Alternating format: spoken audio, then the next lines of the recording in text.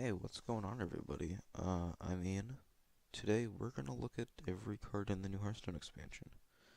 We did this with Ungoro, and it was a horrible failure. We got almost every card wrong, so I'm excited to do this again. And if you can look back on it in a couple months' time and see how wrong I was about everything, that's really the biggest upside of doing a card review session.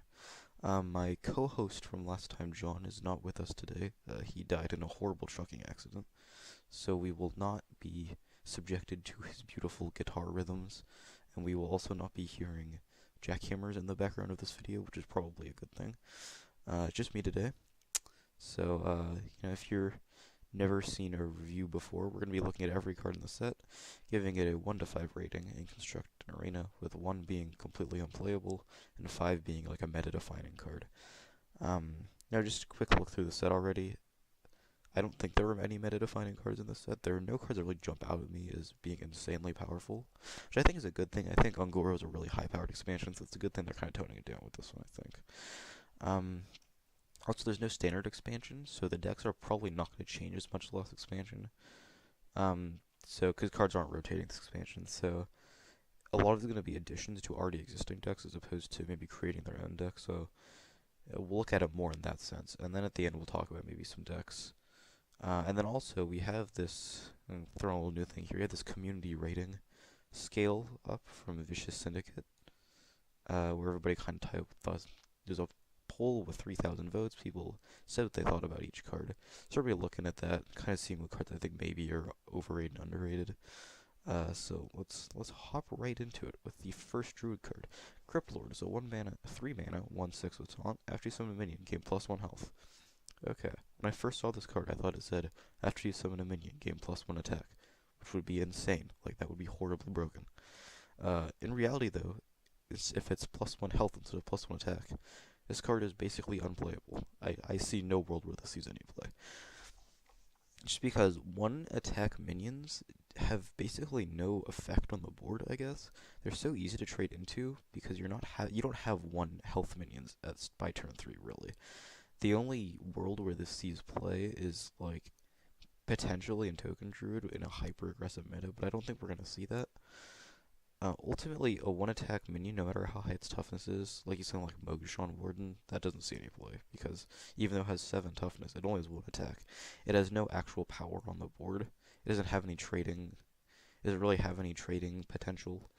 Ultimately, this card's just not good enough, it doesn't do enough. It's kind of just a stall tactic. It's a wall, really. It doesn't really affect the board as much as it should. I'm going to give this card a 1.5.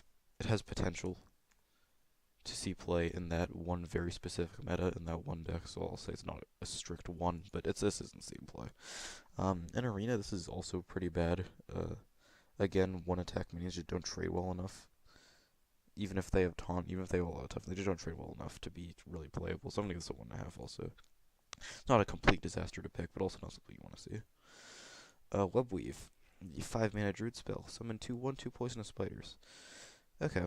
I think very clearly this card is just not good enough for constructed. It's it's just way too expensive for constructed for not enough of an effect. There's no way it sees any play in constructed. I'm gonna give it a 1. In Arena, however, this card's pretty interesting. It offers the potential, Druid in Arena has always really lacked removal, and I think this is some kind of pseudo removal for Druid. It has actually really high 2-for-1 potential in Arena. If they can't clear the spider, you can trade into 2 of their bigger sized dudes, and for 5 mana, killing 2 of their biggest dudes is a pretty good deal.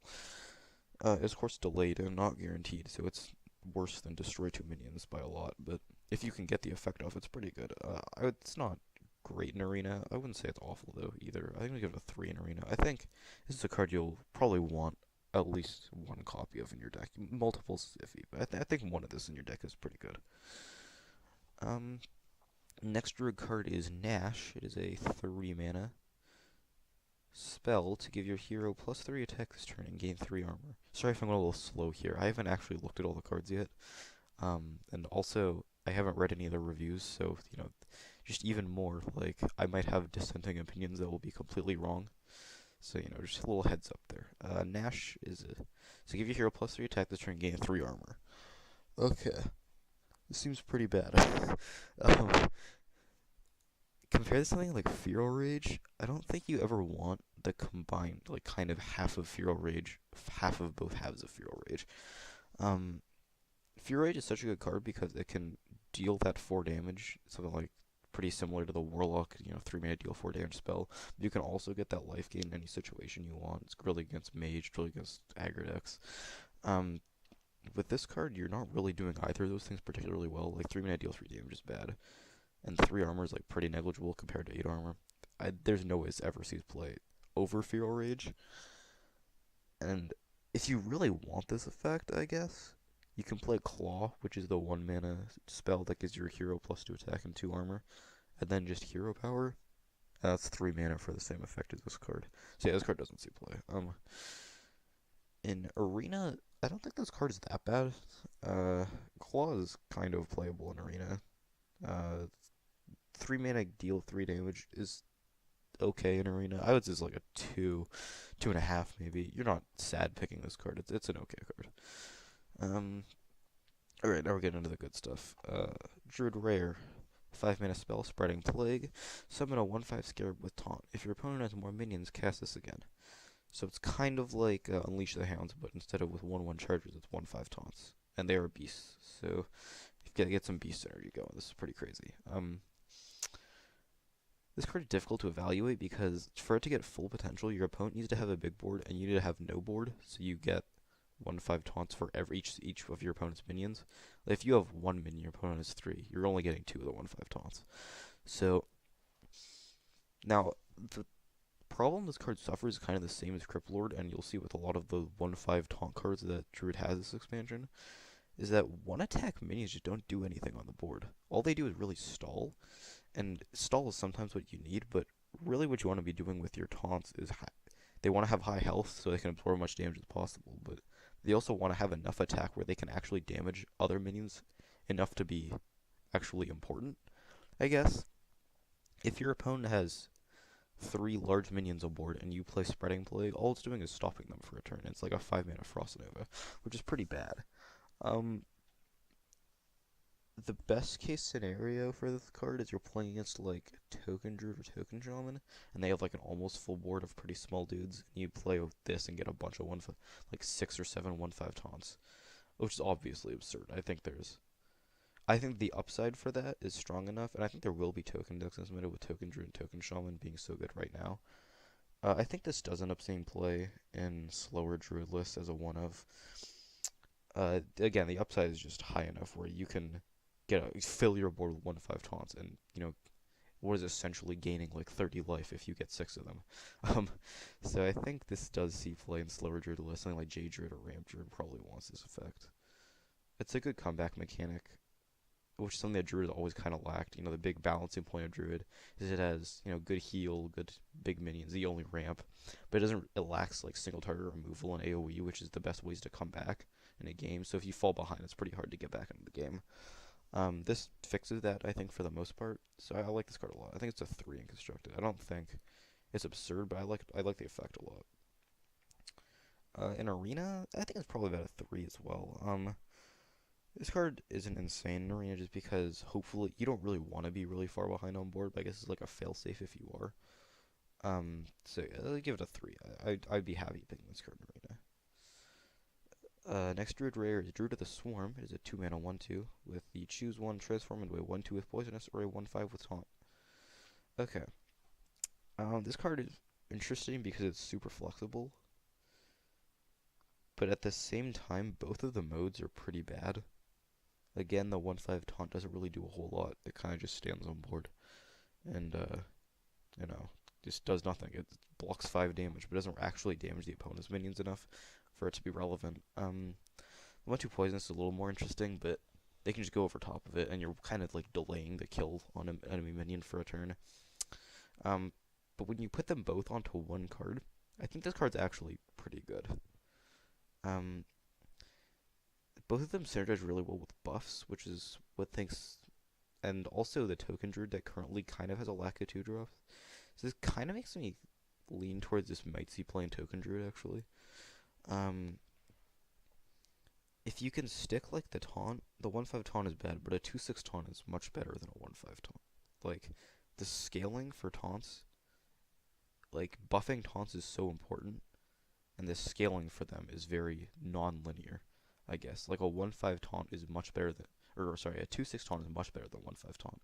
Like a 3/7 taunt is even more much better than a 2/6 taunt, if that makes sense. So if you can play this as a taunt and buff it up a bunch, then it's super insane against aggro, and it's kind of what Token Druid does. Is it plays the board buffs, it plays Mark of the Wild, all that good stuff.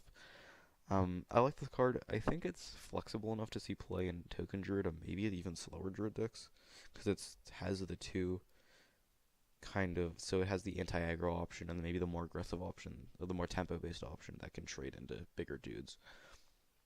I like this card. I don't know if it's crazy. I'd tentatively give this a 3. Just because I can't say for sure this card will see play in Token Druid, but I would be unsurprised if it did. In Arena, this card's okay, I guess. You don't really have the same synergies as you do in Constructed, and playing on 1/2 Poisonous or 1/5 Taunt on curve is both pretty bad in Arena. This is a 2. Not bad, but not really an effect I want. Alright, next Druid card. Strong Shell Scavengers. They 4-mana 2/3. Battlecry. Give your taunt minions +2/+2. So they're moving the taunt synergy to Druid as opposed to Warrior, which is probably a good thing. Warrior doesn't really need more taunt support cards. It has a lot already. But is this effect strong enough to be on a 4-mana 2/3? Now, obviously, a 4-mana 2/3 is beyond awful, so the effect has to be good enough where it makes up for the lack of, it makes up for the understated minion.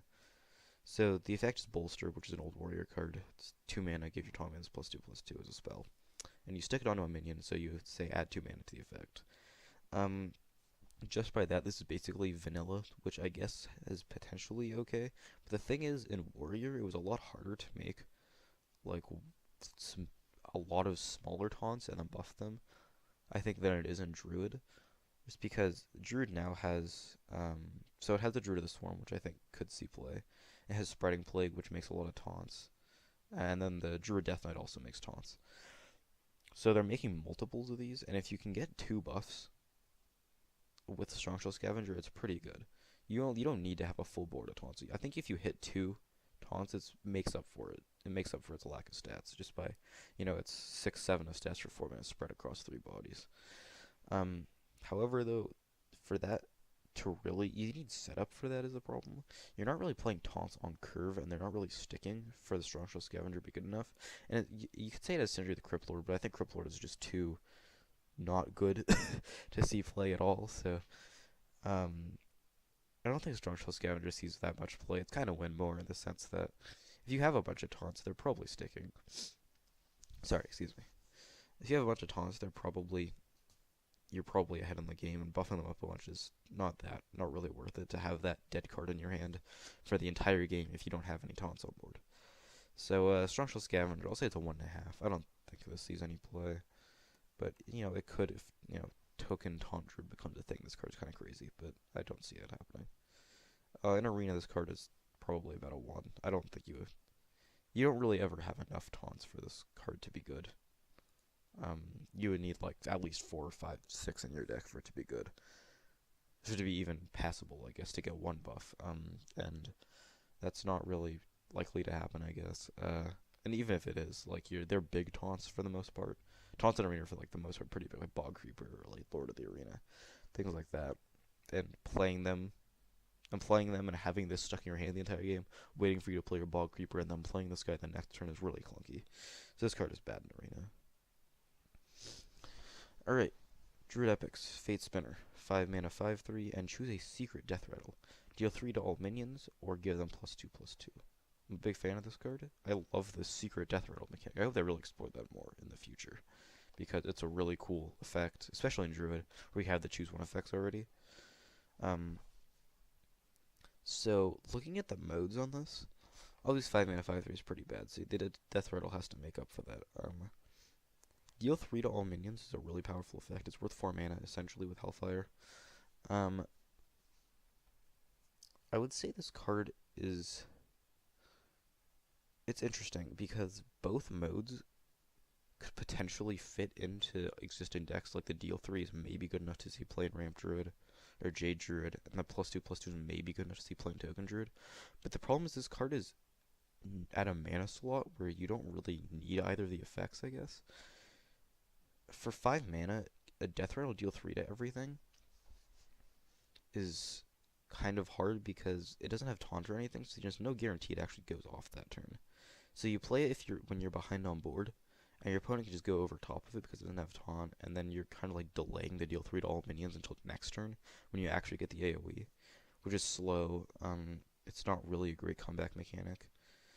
And then on the other hand, give your minions +2/+2 as a Death Rattle is also slow and kind of clunky just because you're playing as a Death Rattle, your opponent doesn't have to kill it, and you can't kill the turn you play it. So your opponent can play around it by just killing all of your dudes other than the Fate Spinner, and then it's a worthless Death Rattle. Or they can just go over top of it and kill you before you can actually get the buff and make relevant trades. And by the time turn 5 rolls around, your opponent probably knows what deck you're playing, whether you're playing a Ramp Druid or a Jade Druid or a Token Druid, and they'll probably know what Death Rattle you're picking just based on the situation. I don't think it'll be too hard to guess this. So I love the design of this card, but I think it's just too slow and clunky to really see much play. I'm going to give it a 2 just because I really like it. Probably too high, but I like the card a lot. In Arena, this card seems kind of crazy. Like, just having Death Rattle AoE them is really good. Even if you ignore the part where it's also really good if you're ahead on board. I'm going to give this like a 4 in Arena. I think this card's kind of crazy. Okay, Ultimate Infestation. This was the big one. 10 mana spell, deal 5 damage, draw 5 cards, gain 5 armor, summon a 5/5. It just does everything. I mean, this is like the end-all be-all ramp target. Like, if you're looking to accelerate your mana and get to a big threat early, this is what you want to be getting. This is absolutely insane if you, like, dump your entire... So the best case scenario of this is you dump your entire hand with, like, Nourish and Wild Growth and stuff ramping, and you play this on, like, turn 6 or turn 7, and you just win the game, because there's no way your opponent can come back from, like, getting a free Firelands portal and then also drawing 5 cards. It's just an insane effect. It's huge. The problem arises when you can't actually ramp with it well enough with Innervates or the like, and you end up playing it on turn 10 and you're far enough behind on board where the card draw isn't really relevant and you're already dying. But the gain 5 armor is like enough armor where you could say that it helps stabilize against aggro decks and all that. I think this card's solid. The effect is just so powerful. It's ridiculously. Just the raw power of it, I think, makes it guaranteed that it'll see play somewhere, for sure. I think Ramp Druid, you have to play at least one of this in Ramp Druid, because Ramp Druid already has, like, pretty bad removal, and this is removal, as well as card draw, as well as life gain, as well as a dude. And, like, that slots into just every slow Druid deck, I feel like. Every slow Druid deck is looking for all of these effects, and this has it. I don't think this card is, like, really meta-shaping, just because I don't think Ramp Druid will be that good. But in Ramp Druid, this card is absolutely absurd. And if Ramp Druid becomes good, it's because of this card. You can also, you can innervate it out, you can ramp it. Playing this earlier than turn 10 is really crazy. It's, like, even more crazy. I think this card's really good. I'm going to give it a 4 in Constructed, because even if it's not meta-shaping, it's powerful enough where it can potentially make, like, a new deck arise, or, like, kind of a fringe deck now become even better. So, and this card is the reason for it. So I like this card a lot. In Arena, I'm just gonna give this a 5. Like, I don't really think I need to explain it. You could say it comes down on turn 10. It's worse than Deathwing. Hey, let's give it a 4.5 actually. This card is, I think, the only 10 mana card you'd rather be playing than this is Deathwing. And it's slow in Arena. If you're really far behind on board, it's not a great comeback. But if you're on a contested board, this wins the game. Like, if you're in top deck mode, this instantly wins the game. Like, a lot of, like, these Arena scenarios where you're kind of grinding out these slower games, especially if you're playing, like, a slower Arena deck. This card is just game winning. Like, there's not really a way around it. This is probably the best Druid card in the set. Yeah. Alright, let's move on to the Druid Legendary. Hadronox. It's a 3/7 beast for 9 mana. Death Rattle, summon your taunt minions that died this game. Okay. So you have the taunt sub-theme that you're going. I think this card is basically unplayable. Kind of sucks because I like the big summon everything effects, the really big like Timmy, Nizoth effects, and also the new Warlock Death Knight. I really like those effects, but this is just really slow. Like it's super slow, like even slower than Nizoth because it being a death rattle, not only a death rattle but a death rattle on a high health minion, means that you could very easily go like 2 turns without this going off, and you're paying 9 mana for a effect that's a strong effect if you have big taunt minions, but it's also delayed by 2 turns, and this is so slow. Like a 9 mana 3/7 doesn't really affect the board on turn 9, and it's a death rattle on a big minion. Like it's a problem. You want the death rattle to go off, like you're playing this card for the effect, not the body, but the body's getting in the way of the effect. So and again, you need to be playing like I actually don't know if Ancient of War triggers or like Druid of the Claw trigger off this because they're not actually taunt minions. They transform to gain taunt. I would have to see like rulings on that. But like even either way, right? Like this card is just way too slow. I don't think this sees any play. I'm gonna give it a 1. Like even in Ramp Druid, you don't play this guy. Like you have a bunch of taunts, but like you don't want this effect because you should be playing a big dude every turn. That time you get to turn 10. And if you're at the late game, you want to be playing Ultimate Infestation, not a 9 mana 3/7 that might at some point in the game summon your taunt minions back. Yeah, this card's bad. In Arena, this card's also bad. You're not going to have enough taunt minions for it to be worth it. And 9 mana 3/7 is just not good. It's really the gist of it is you don't want to be playing 9 mana 3/7s. Alright. On to the Druid Death Knight, which is the first Death Knight we're looking at. 7 mana, and all the Death Knights have 5 armor, so I'm just going to omit that part from now on. Choose 1, summon 2 poisonous spiders or 2 scarabs with taunt, and its hero power is choose 1, gain 3 attack, or gain 3 armor. Okay, so of all the Death Knights, this is like the least flashy, and I actually think one of the better ones, just because the effect is constant. It's okay in every scenario. It's not great in any scenario, but it's okay in every scenario. Summoning 2 spiders is, according to the Hearthstone devs, worth 5 mana, which is kind of ridiculous. But summoning 2 spiders really lets you make these value trades in the mid to late game that kind of can let you come back on board against maybe like a mid-range deck you're behind against. And the 2 taunts can help you stabilize against an aggro deck. The 2 taunts on top of the 5 armor, because I should say it can help you stabilize against aggro decks. And then the hero power, again, it's not flashy, but dealing 3 to something every turn is pretty huge. Or just if you're behind and you want to be starting that slow comeback, gain 3 armor every turn is really good against mage and aggro decks. And armor in itself, Druid has always had this insane armor. Not always, I guess. In the last couple expansions, Druid has had this kind of crazy armor gaining ability that just makes it so well favored against mage. And if anything, this card is just insane against mage because you play it and then every turn you get 5 armor, and then every turn after that you get 3 more armor, and there's really no way the mage can outburn that. So, I think this. So the thing is, this effect is like so not flashy that it doesn't really fit into any existing druid decks. Like, this is definitely too slow for token druid, but in something like ramp druid, the effect might not actually be big enough. I want to say.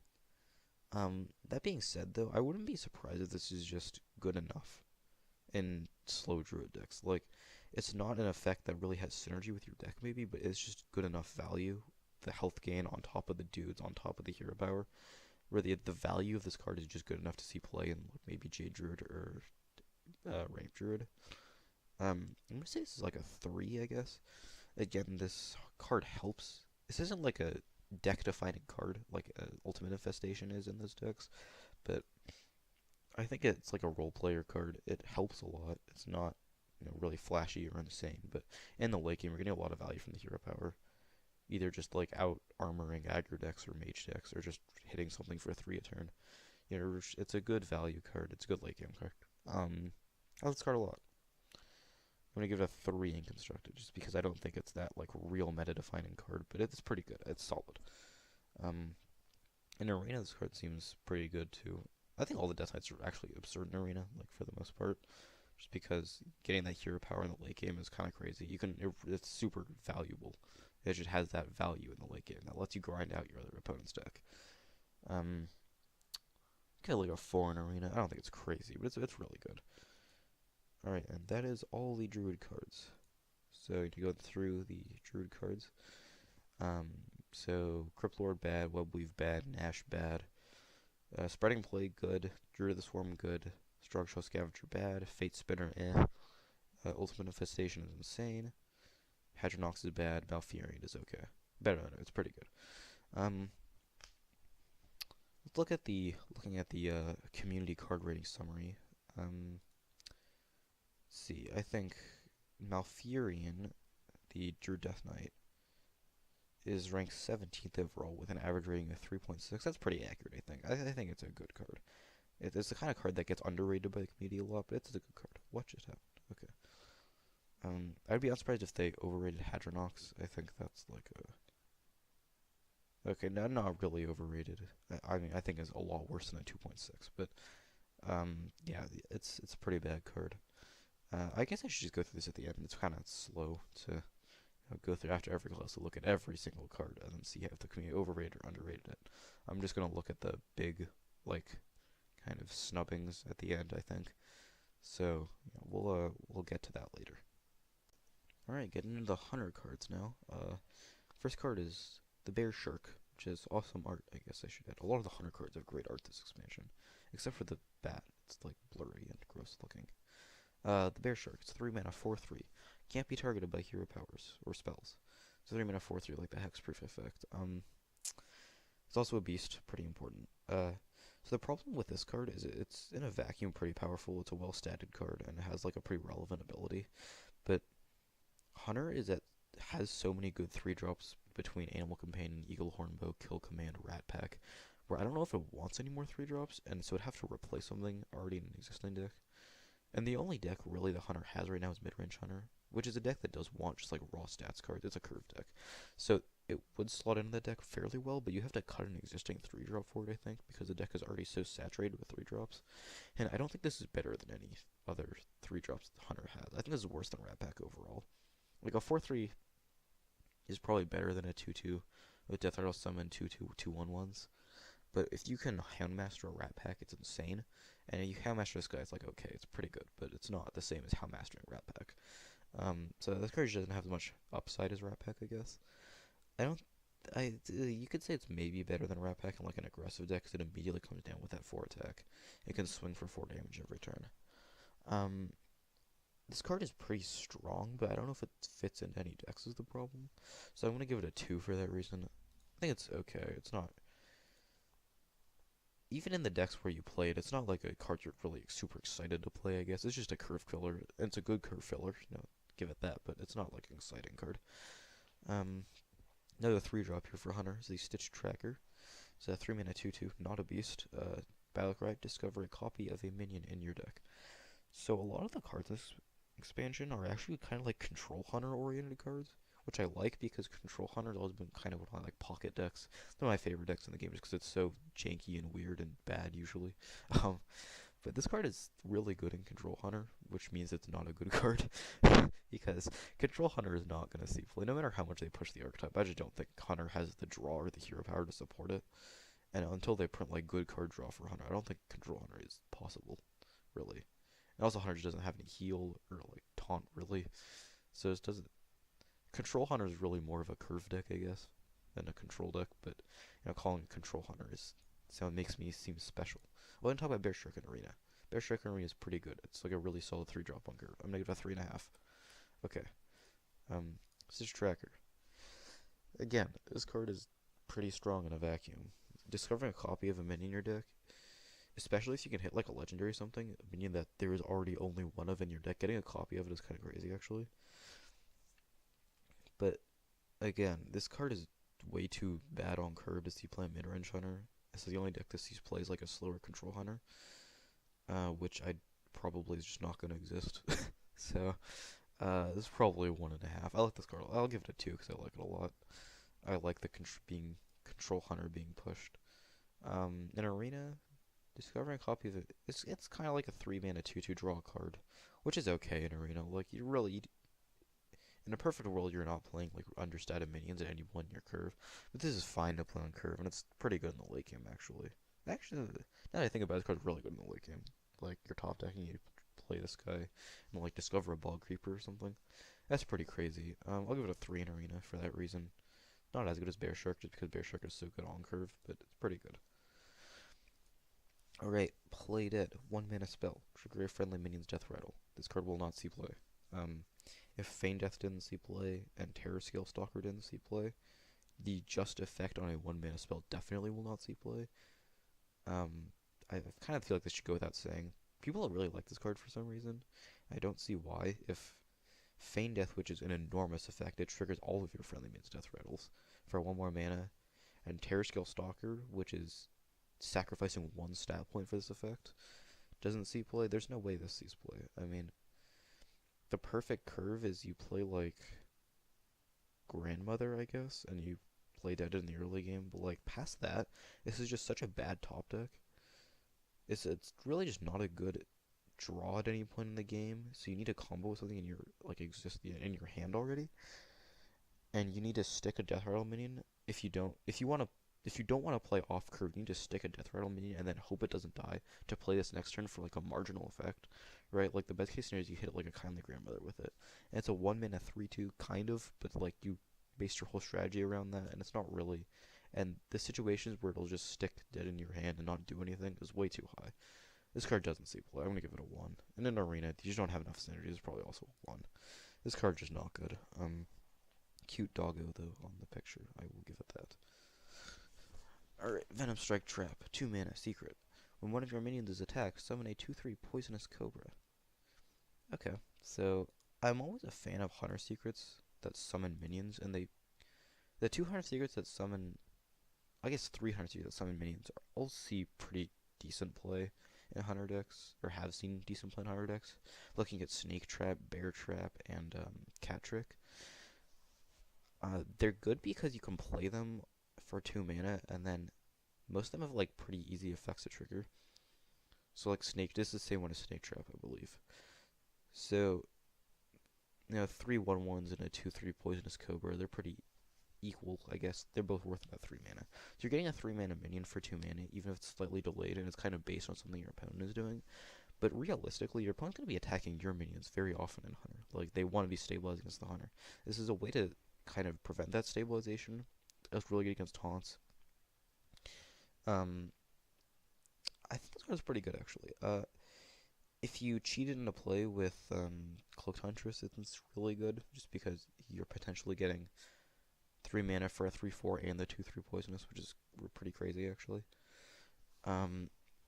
Now, the problem with secrets is always that your opponent has control over how they activate, but attacking your minions is something that happens in every game. It's not like Cat Trick, where they might not play a spell until it's like, well, they might not play a spell until after you need the effect of the 4/2.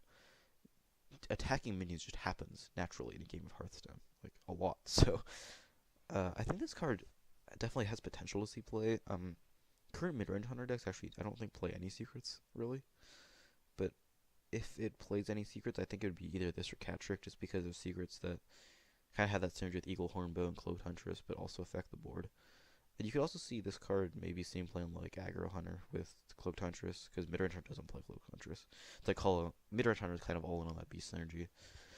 But there is an Aggro Hunter deck that plays Cloaked Huntress, Secrets, Eagle Hornbow, goes face with everything. Kind of the more classic face Hunter style. I think you play this in that deck. I don't know if you play this in Midrange Hunter, but some kind of hybrid between the two, you probably also play this. I think this card's powerful enough where it'll see some play. I'm gonna give it a 2.5, just because it doesn't really fit in any existing decks, but it could make, that kind of niche deck a little bit better. Could help fit into that one. And if you look at a Control Hunter, it's probably okay too. Not great. It might not be worth the slot in Control Hunter, but it's okay. In Arena, this card seems solid in Arena, just because, again, especially in Arena, even more so than Constructed, attacking into minions happens. Like, it just happens. So you're getting kind of paying the 2 mana for a tempo loss early to get the bigger, to get the more powerful minion later. Probably only like a turn later, realistically. I think this card's pretty good. It's probably like a 3 in Arena. I'm unhappy about picking this card at all. Alright, Corpse Widow. 5 mana, 4/6 beast. Your death rattle cards cost 2 less. Alright, this card's hard to evaluate just because it's basically entirely predicated on how good the death rattle hunter deck is going to be. And spoiler alert, I don't think it's going to be very good. So, um, you know, like, like mana acceleration in the late game is kind of weird just because it's less based on cheating out like big dudes earlier in the curve, with some, and more based on like playing a lot of dudes in the same turn, I guess. Um, you could play this card with like the exploding blowbat on turn 7, which is okay. It's like pretty good. It's okay. I wouldn't call it pretty good. Your death roll cards cost 2 less. It just doesn't seem like it seems like a very powerful effect in a vacuum, but in practice, in Hunter, if you're curving out well, you're not gonna have that much stuff in your hand, and like you wanted to play high mana on turn 6 anyway, so the death roll, the cost reduction doesn't really do a whole lot because you still want to be curving out. Um, 4/6 is really good stats on a 5 drop, especially in a beast. Which might mean it's going to see play in mid range Hunter, I guess, because mid range Hunter just plays a lot of death rattles. And you play this guy on like turn 6, and you can play Grandmother, you can play a Rat Pack, you can play a Fiery Bat. It makes all this stuff free, almost free. But that's really such a dream scenario. I don't really see this card just doesn't seem like enough. I guess you maybe say it's like a 5/6 it sees play, but ultimately like 4/6 is good stats, but it's not great. The effect is okay, but it's not great. Again, like I just don't think it has a power level. I'm gonna give this a 1.5. I'll give it a 2 because I think it has potential. Again, just like a lot of the Hunter cards, it has potential, but it needs a new, not existing deck currently for it to be good. All these Hunter cards don't really slot into mid-range Hunter very well, so there needs to be more support for not mid-range Hunter. Like, sort of only the, and whether these cards are the reason to not play mid-range Hunter, or more like a slower control Hunter, I can't say. My instinct tells me that the control Hunter will not be good, like just because it has never been good in the past, and it's had better cards in the past and just not been enough. So I don't think most of these slower Hunter cards I don't think see much play. Speaking of slow Hunter cards, looking at Exploding Bloatbat. It's a 4-mana 2/1 beast with Death Rattle, deal 2 to all enemies. Okay, so looking at this kind of in the same vein as the Druid card Fate Spinner, having board clears attached to Death Rattles without taunt is just really slow and clunky because you would have to be playing it on turn 4. You're playing a 2/1 on turn 4, which is a huge tempo loss. And then hoping they don't silence it or whatever and don't develop their board more.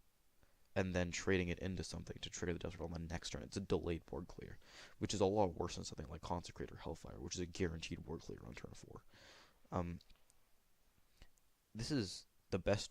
That being said, though, like this is the best board clear that Hunter has, and I wouldn't be surprised if this sees a lot of play actually, just because Hunter is so bad at coming from behind on the board. Really, the classic Hunter strategy has always been stay on board as long as you can, and once you lose board, just start shooting things in the face and hope you deal 30 damage. Like, but this card gives Hunter the potential to do more than that, just by playing this on like a contested board on turn 4, and it only damages enemy minions, so it doesn't hurt your board.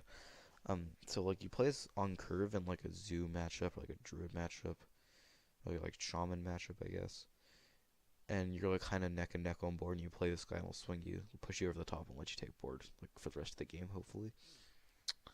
This isn't bad on curve. This isn't bad, just like if you're behind. But the problem is again, it's a delayed effect, so that your opponent can still, go over the top of it or silence it without getting the board clear off. And if that happens, you're playing a 4-mana 2/1, like pretty disastrous. I'm gonna say again, this card has potential, but it's probably gonna end up not seeing play. I think it's too slow for mid-range Hunter. It's not proactive enough. It's too bad on curve. Let's give it a 2. I didn't talk about Corpse Widow in Arena. Again, keep forgetting Arena. Corpse Widow seems pretty good in Arena. 5-mana 4/6 beast is like pretty good stats. Death Roll cards cost 2 less. Probably not super relevant, but could be. Give it a 3.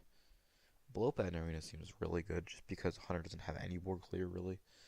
Its best board clear in Arena is Unleash the Hounds, which deals 1 to everything if you're using it all to trade. So I'm gonna say it's like a 4 in Arena. It's pretty solid. Alright, Abomination Archer. 7 mana 6/7. Death Rattle, summon a random friendly beast that died this game. Okay. A lot of people are excited about this card. I am not. I think this card is really slow. and it's not just not what Hunter wants. Hunter is not in the market for slow cards right now. Hunter wants proactive cards, cards that kind of cement their lead on board or just shoot damage at face. Those are the most important cards in Hunter, just because that is the classic Hunter strategy.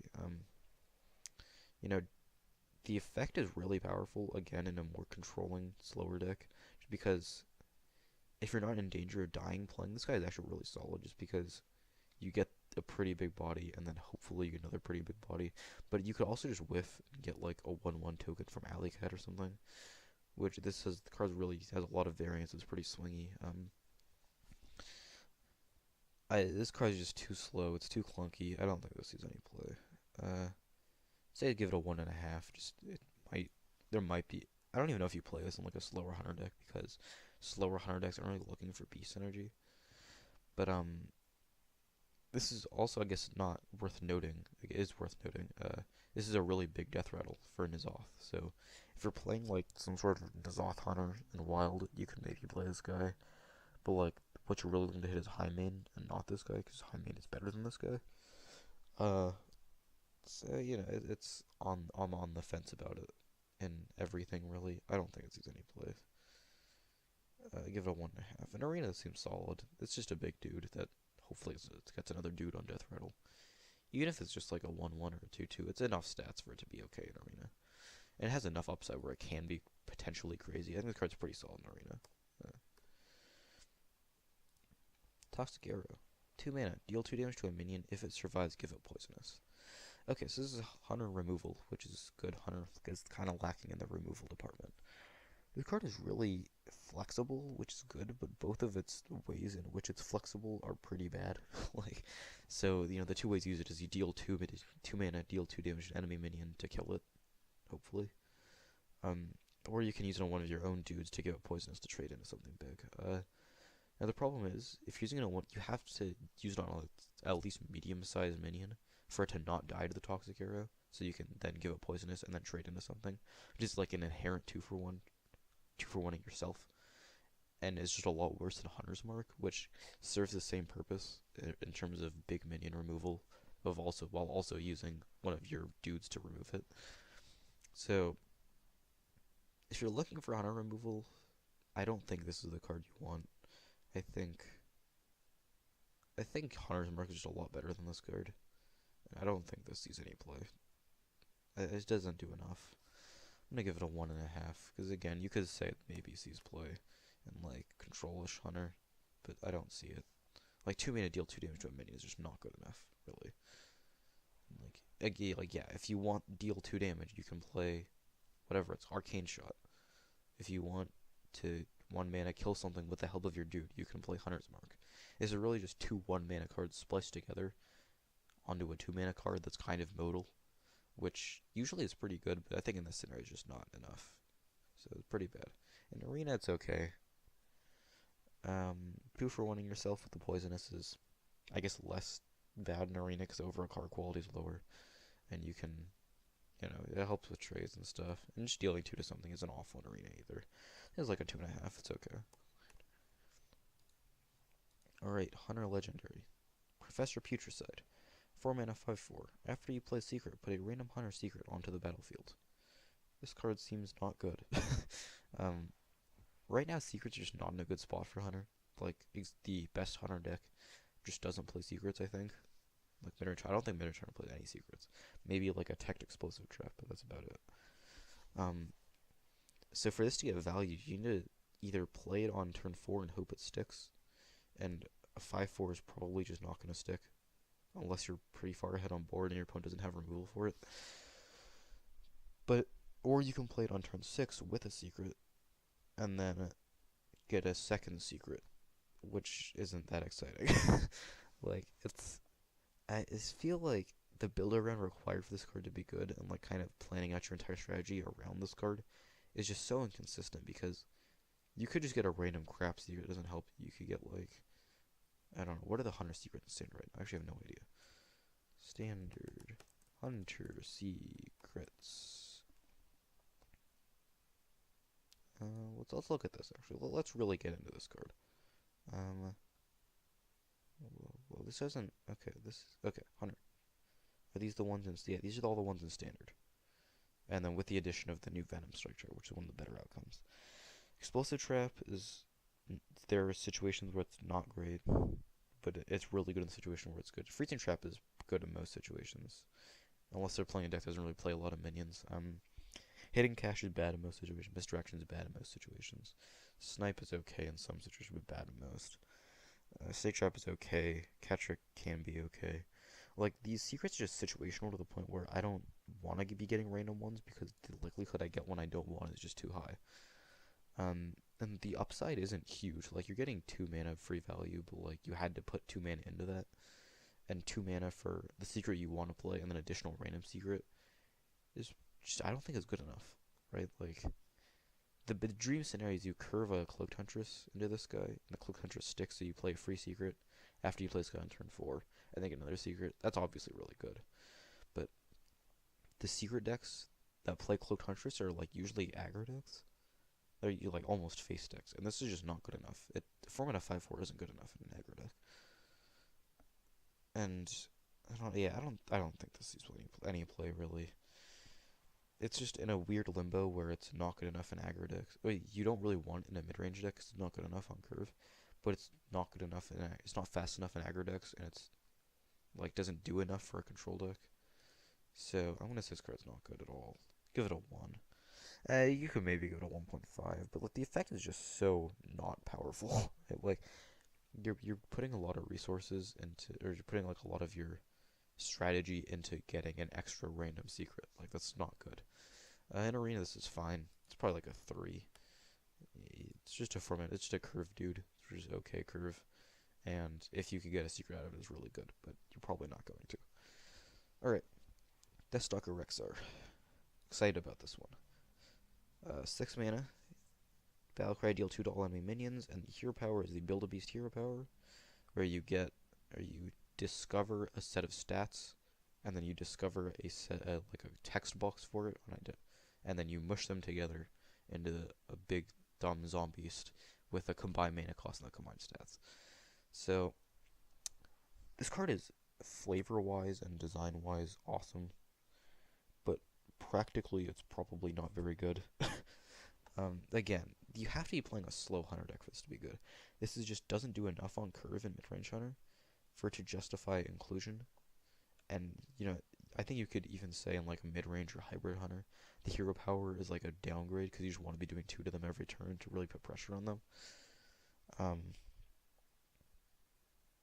Battlecry is helpful because it immediately affects the board. It helps you stabilize against like against an aggro deck or a token deck. It's a really solid effect again, but mid-range Hunter doesn't want this card. Maybe I'm being too short-sighted here. Okay, I've said this about almost every Hunter card. That mid-range Hunter doesn't want this card. It's only good in Control Hunter. But there's so many of the cards that there might be enough cards where Control Hunter is pushed enough where it might be okay, actually. Like, now that I think about it. But, like, this just doesn't seem good. Like, the effect is so slow and the hero power is so slow and so slow and so grindy that it doesn't really. So you can play this on turn 6. You can play this on like turn 8, and then hero power, but you're not gonna get the actual effect of the hero power until later. Especially if you craft like a big Zombeast, it might not be. You may never be able to play it as a problem. Like there's no guaranteed effect from it. It's not like the Druid hero power where you hero power and you always dealing 3 damage, or always getting 3 armor. That's always relevant. But crafting the Zombies is just something you might never get to play. Is the problem I feel like with this card. On top of that, it's too slow for mid-range Hunter, and Control Hunter is bad. I don't see us seeing any play. I'm gonna get a 2.5 just because it has so much. It has a lot of raw power. The raw power of this card is really high, and if Control Hunter becomes a thing, it's probably sort of because of this card. The effect is slow enough, and it lets you go into late game enough where you can kind of, grind out those more mid-rangey or slower decks to an extent. This card's alright. Yeah, the more I think about it, this card's actually not as bad as I was saying it is, but I don't think it's really good either. Yeah, this is a Control Hunter card, and Control Hunter is bad. Like, I think that's what this boils down to. For this card, I think the same for the Bloat Bat. and the Stitch Tracker. All three of these cards, they're solid cards, but they just don't fit in Hunter well. Yeah, so we'll give this a 2.5. In Arena, it's probably good just because it's just AoE for Hunter. I'm pretty sure Death Knights can be picked in Arena. I'm just gonna say it. I don't see why they wouldn't be. They're not really as built around as the quest, so I'm just gonna say they can't be picked in Arena, even if they can't talk about them like they are and be wrong. Yeah, it's pretty good enough for Arena. 6 mana deal to everything is okay, and gain 5 armor. It's fine, and even if you never zombies, like the zombies tier power is probably better than Hunter hero power in Arena. So yeah, we'll say it's good in Arena. We'll give it a 3.5. Alright, and that is all the Hunter cards. Let's look at what the community thought of Professor Putricide. I'm kind of curious. 3.1. That is very high. I don't think it's that good at all. I think this card is almost unplayable. So I'm going to say it's heavily overrated. And then Death Stalker 2.9. Yeah, it's similar. It's probably overrated. I give it a 2.5, so pretty similar. But we're no, they're pretty similar on that one. Professor Putricide though, definitely overrated. That card is not seeing play. Alright, let's move on to the mage cards. Alright, first mage card we got here is Cold Wraith. It's a 3 mana 3/4. Battle Cry, if enemy is frozen, draw a card. This card is really solid. It has good stats, it has a good effect. But again, it's kind of similar to a lot of the Hunter cards. It doesn't fit any existing decks, which is problematic just because there's no rotation this time. So I feel like the already existing decks are just going to be augmented by the new cards and become better. You don't play this guy in Freeze Mage. You don't really want the potential maybe draw card effect, and like curved dudes in Freeze Mage just aren't good. That's not what you want to be doing as a deck. You want to be cycling. You want to be kind of playing those stall cards to cycle through your deck and get that burn. This card's not good in Freeze Mage, even though it's the deck that can probably best utilize its effect. I think the one deck this card could see playing is like the aggro Freeze Mage, which plays like Mana Worms and Sorcerer's Apprentices and tries to like Frost Nova the board to get as much minion damage as possible. This card seems really good in that deck just because you're probably going to have Frost Novas, things like that, to kind of keep your board protected. And in a more board-based aggressive deck like this seems pretty good just because it has a card draw kind of cycle effect. I think it's good in that deck, probably pretty bad outside of that. Like Tempo Secret Mage doesn't play this guy, it doesn't have enough freeze effects to support it. Powerful card, but really just no support for it. Give it a 2 for that reason. In Arena, the card's pretty good. I'm gonna say it's a 3. I'm gonna say it's a 3.5. Freeze effects aren't that common in Arena, but again, you're just playing a 3 mana 3/4. It's pretty good. If you get the draw, it's really good. Good in Arena card. Frost Clone. Secret. After your opponent plays a minion, put 2 copies of it into your hand. Okay, it's kind of like reverse duplicate. This card is a lot worse than duplicate, just because if it's a minion in your opponent's deck and not your deck, it probably doesn't synergize with what you're trying to do very well. Like, if I'm playing Mage, I don't want to have, like, 2 Houndmasters. Like, that doesn't help me because I'm playing Mage and I'm not playing Hunter. Like, you could say it's a okay value card, but again, like, you're just not getting cards you want in your deck. You're not getting cards you want to play. You're getting cards that your opponent wants to be playing. Like, that's not helpful to your strategy. This Secret seems pretty bad. It's definitely not good enough to fit into Secret Mage, which is really like a tempo deck, because it's not good tempo, because it doesn't actually affect the board at all. It just like affects your value in the late game. Well, like, Control Mage doesn't want this card. It doesn't help the strategy enough. It doesn't burn or like kind of stall, really. It's not good enough. The only deck this card maybe sees playing is like a slower Grinder Mage deck, but I don't even think that deck wants this effect. I'm gonna say it's like a 1. I don't see this doesn't see play. I feel like in Arena is so much more, has like such lower card quality that this definitely could see play, and like you're not sad about getting 2 like things to play on curve.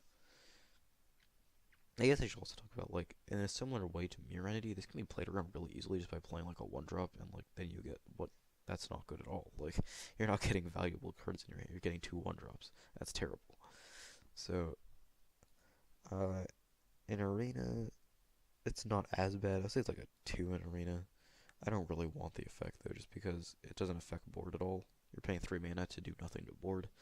or to kind of have like a delayed effect on board, which is pretty problematic. Not what you want to be doing. All right, Breath of Syndrigos. 1 mana, deal 2 damage to a random enemy minion and freeze it. Okay. Chief mage spells are usually pretty good. Comparison, this is a lot worse than like Arcane Blast. The freeze effect is worse than being able to target and also having that extra damage capabilities. But this could kind of slot a similar way as Arcane Blast, and like Tempo Mage maybe. The new real like really Tempo Mage now is Secret Mage. Secret Mage is like the new version of Tempo Mage, and I don't think like you want to be capitalizing off the freeze synergy, maybe like Cold Wraith, something like that, to play this. I don't think you're really getting that synergy in Secret Mage. And this is like a tempo boost card. Like they play a 1-drop, you answer with this card. That's you like answer with this card and then play your own dude. Like that's really what you want to be doing with this card. Um, yeah, I don't think it. It being random is really bad against like token decks, which are pretty good right now with token druid and token shaman. And the freeze is okay. Like you can, if they have like a big min, you deal 2 to it and freeze it. But like you'd rather be playing Frostbolt because you can target where it goes, right? So yeah, ultimately the card is just worse than Frostbolt. I think I want to say again the only deck this sees play in is like the aggro freeze mage, like kind of sort of tempo mage, win the game with mana worm deck. I think this card's pretty good in that deck just because it activates your Cold Wraith, which you probably also play in that deck, and lets you get ahead on board and all that good stuff. Yeah, this is a card like a 1.5, I think. It doesn't have the same upside that Cold Wraith has, right? Like if you can activate Cold Wraith, it's really good, and it's okay if you can't, but you're trying to activate it. This card's like if you miss the mini you want to be hitting, it's really bad. Like, so I think this card's not very good. An arena, it's okay. Like, 1 mana deal 2 to a random enemy is fine. Like, it's about the same as Arcane Missiles. It's probably better than Arcane Missiles actually, because you don't have that potential of it going 3 to face and losing the game, right? Yeah, this card's okay. I'll give it like I think I gave it a 2 just now. Yeah, maybe a little bit better. Actually, 2.5. Early game removal is always pretty good. Alright, Ghastly Conjurer. 4 mana 2/6. Battle Cry, add a mirror image to your hand. This card is not flashy and seems kind of bad on the outside, but I think this card has enough utility where it could definitely see play. 2/6 stats for 4 mana is like not great. It can test aggro decks well just because it can trade into those 2 health minions, which aggro decks tend to have a lot of. But and then so you get the kind of good against aggro body, and then on top of that also get the mirror image to your hand, which is also pretty against aggro. But more importantly, it activates all your spell synergies. It activates, is really good with Sorcerer Apprentice, it's really good with Mana Worm, all that. And it helps protect you, not only your face, but also your minions. So the more I look at these cards, the more I think, maybe this aggro freeze mage deck is pretty good. Because I think this card slots into that deck really well. That's the kind of deck that plays Mirror Image and is like happy to play Mirror Image because it fits the game plan so well. I don't think this is good enough in like Secret Mage. Secret Mage is too much like a tempo focused deck for this to play this card. Control Mage, like the Control Burn Mage, which is like currently the best mage deck, I don't think plays this card. It's like a solid card. Doesn't really help the strategy at all though. It kind of helps with stall, but this card's okay. I don't think Eric's really super excited to play this card, but it's solid enough for you to end up playing it a lot. Maybe not a lot, but a good amount of the time. I'm gonna give this card a 2.5. I'm gonna give it a 3 actually. It's good enough to maybe see play in every mage deck, but it's also just doesn't have very flashy effects, so it could see play in no mage decks. There's really no way to tell until you get your hand on it, you get to play with it. I'm excited for this expansion. I want to get to play with these cards, right? Like, there's a lot of these. There's not a lot. There's a few of these cards where I don't know how well they're gonna fit. Like, they seem good in a vacuum, but I don't know how well they're gonna fit into existing decks, or if they can actually make their own deck. Like, this is not the kind of card that makes its own deck based around it, just because it's not like a flashy effect. It's not super strong. It's a role player card. But whether it's good enough to be a role player card in existing decks is yet to be seen. I think it has potential though. In Arena, this card's about a 3 too. It's just a dude on curve that gives you a way to fill your curve. Pretty good in Arena. I'm gonna say it's a 3 also. Okay, Doomed Apprentice. 3 mana 3/2. Your opponent's spells cost 1 more. Okay. You don't play this in a deck like a normal deck. Like, this is a tech card. This is a tech card against like Miracle Rogue and maybe like Jade Druid, maybe. It's a tech card against gadgets index, and I think that's like a really narrow tech to be teching against.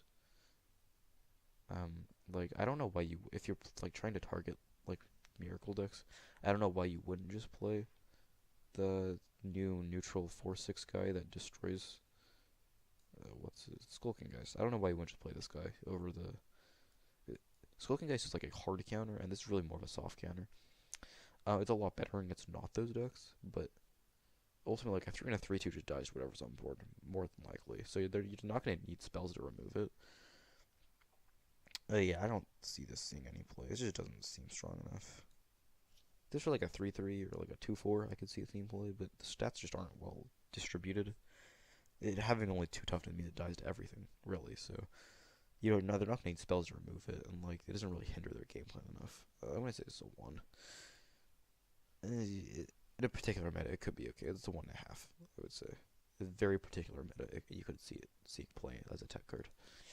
In Arena, pretty similar. You're not really in the market for a 3-mana 3/2, and like there aren't as many spells in Arena, so I think it's probably a 1.5.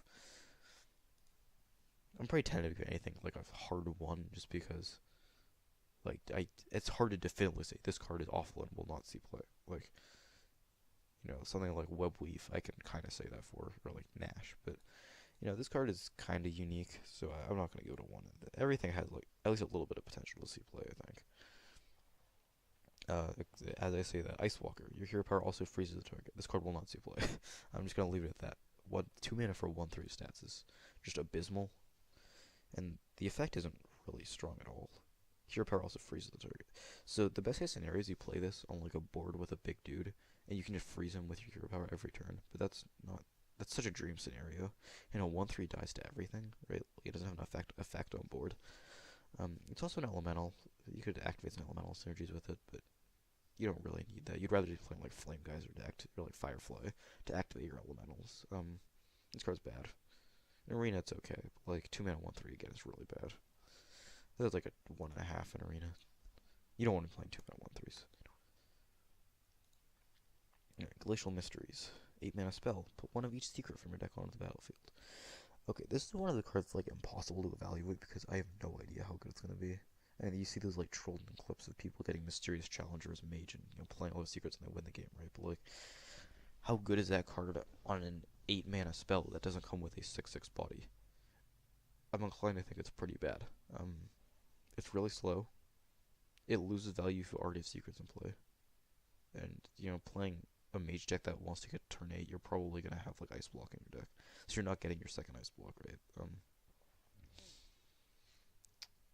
And ultimately, you need to be playing a bunch of secrets to be good. Like, you need to be playing at least 4 or 5 unique secrets just to be good enough.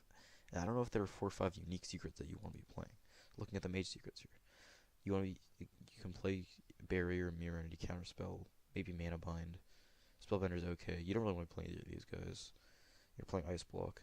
You don't want to be playing like the new frost clone. The problem with is like mirror entity and counterspell are tempo based cards. Ice barrier and ice block are control cards. Potion of polymorph and vaporizer control cards. Spellbender is kind of like a weird hybrid, like mana bind. They don't go well in the same deck, right? Like, they're not super synergistic. He looks on the Mysterious Challenger. It comes with a 6/6 body and also secrets that synergize with each other with the Get Down, the Avenge, and the Redemption, and the Getaway Code, or not the Getaway Code, but the Competitive Spirit. They all have good synergy with each other because they put a minion on a board, they buff another minion, it comes back to life, it buffs your entire board. Like, it's a very, everybody knows the interaction that play against Secret Paladin a ton. Like, everybody knows how it worked. It was synergistic with each other. That's why the deck was good. And also, like, Secret Paladin was good because it pulls the bad cards from your deck and puts them in a place you're not drawing them later in the game. And with Mage, you're not, like, it's less of a pronounced effect. You don't really want to be drawing your secrets, I guess. But you're also not unhappy with drawing them because they're not, like, low power cards, right? I'm inclined to say this card doesn't see any play just because you need to build your deck around it to be good. To kind of, there's no existing deck that plays 5 unique secrets. Like, there's Secret Mage which plays Mirror Entity, Counterspell, and maybe like Mana Bind or Spellbender as like tech cards. But really, they're playing the 2 tempo focused secrets. and they're playing 2 of each of them, which is usually enough to activate everything, but like it could not be. Maybe, and you like I would much rather play 2 mirrorities and 2 counter spells than like 1 ice berry, 1 mirrority, 1 counter spell, 1 mana bind, 1 spellbender. Like that's not good at all. So um yeah, you need to build your deck too much around this card. It's just not good enough, I feel like. I'm gonna give it a 1.5. Again, it has very small levels of potential, but it's so expensive. Um, in Arena, this is a 1, I think. Like, you're not gonna have more than a couple secrets in Arena. You don't want to play 8 mana to play all of them, right? Okay, Simulacrum. It's a 3-mana spell. Copy the lowest cost minion in your hand. This does not copy it onto the board, it copies it in your hand, which is a pretty important distinction. This card is cool. I like the idea of it. Ultimately, though, it's really clunky. You need to be playing, for it to get good value, you need to be like playing not many like 3 and lower drops. You want to be hitting something like an important synergy card within your deck. I think the 2 most important, like the best cards you want to be hitting with it, are Antonidas and Wild Emperor Thorison. Really, I think the best like application of this card is in Wild, actually, where you have all those synergies, and then like the most clear one, I'm probably missing a bunch of. I think the most clear one is copying your Emperor and getting 2 guaranteed Emperor ticks, which is pretty helpful in Freeze Mage probably. Other than that, I don't think the card sees much play. Give it a 2. It's one of the cards that can definitely be busted if it gets like good support cards, but like it's not good enough in Tempo Mage because you're paying 3 and do nothing, and maybe copy like a Mana Worm or something you don't really want to copy. You want to be hitting something big with it, and like that's in decks that have big things and not small things that you want to be hitting with it. You just want to be spending the mid game kind of like stabilizing, playing secrets to set up your later turns, right? So,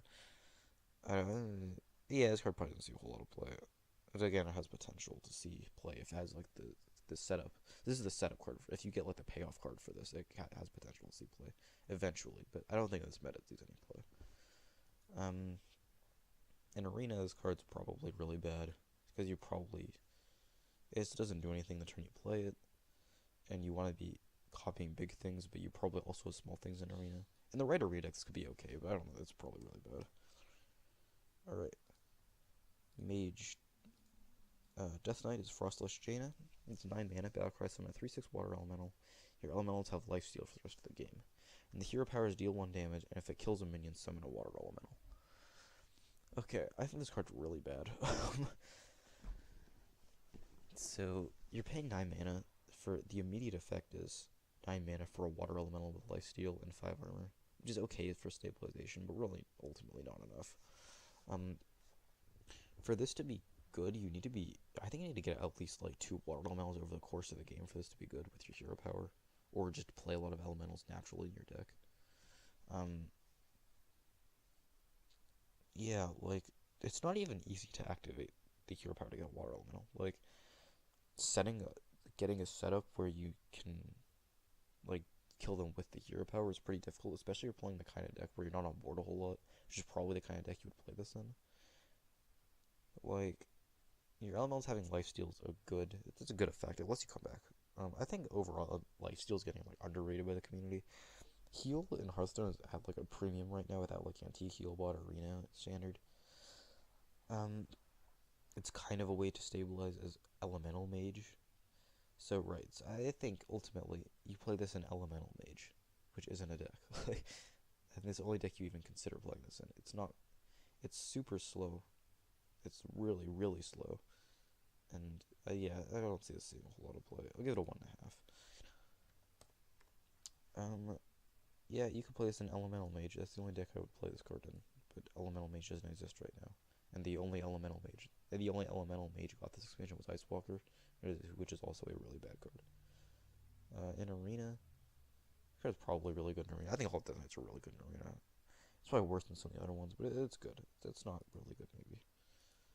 It's hard to say how good these are in Arena without like actually getting to play with them. It's like hard to evaluate the Death Knights in general just without getting to play with them because I don't know how the mechanic works really, or I know how it works, but I don't know how it actually applies in game. Right, like they don't have any actual hands-on experience with it. It's gonna be hard to evaluate.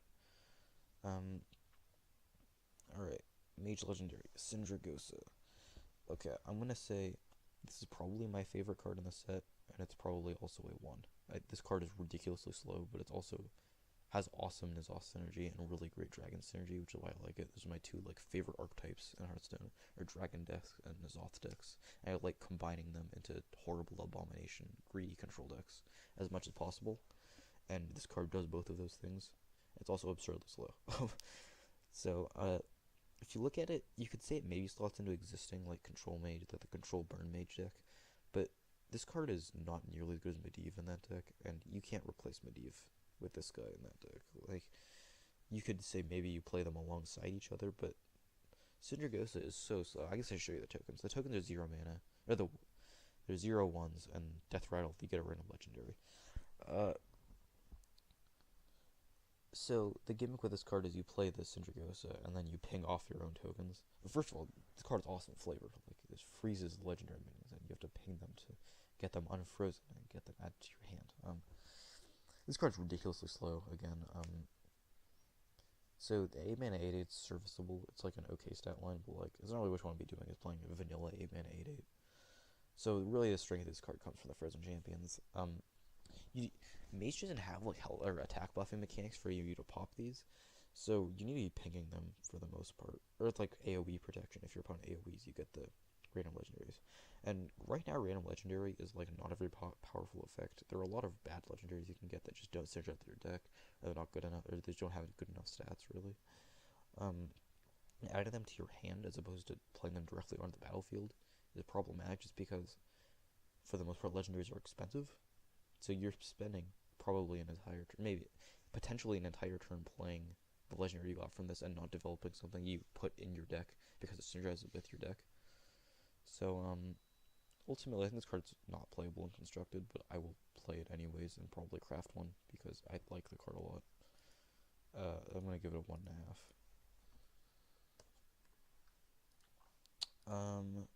In arena, this card's okay. No, it's better than this card's really good in arena. I don't know what I'm talking about.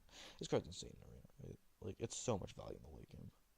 Yeah, this card's ridiculous in arena. It's not. It's really good. I give it a 4. I don't like the distinction between 4 and 5 in arena is kind of hard, but like this card's really good for sure in arena. Like you want to be picking this card in arena. It's so much late game value. Like this is the ultimate curve topper, really.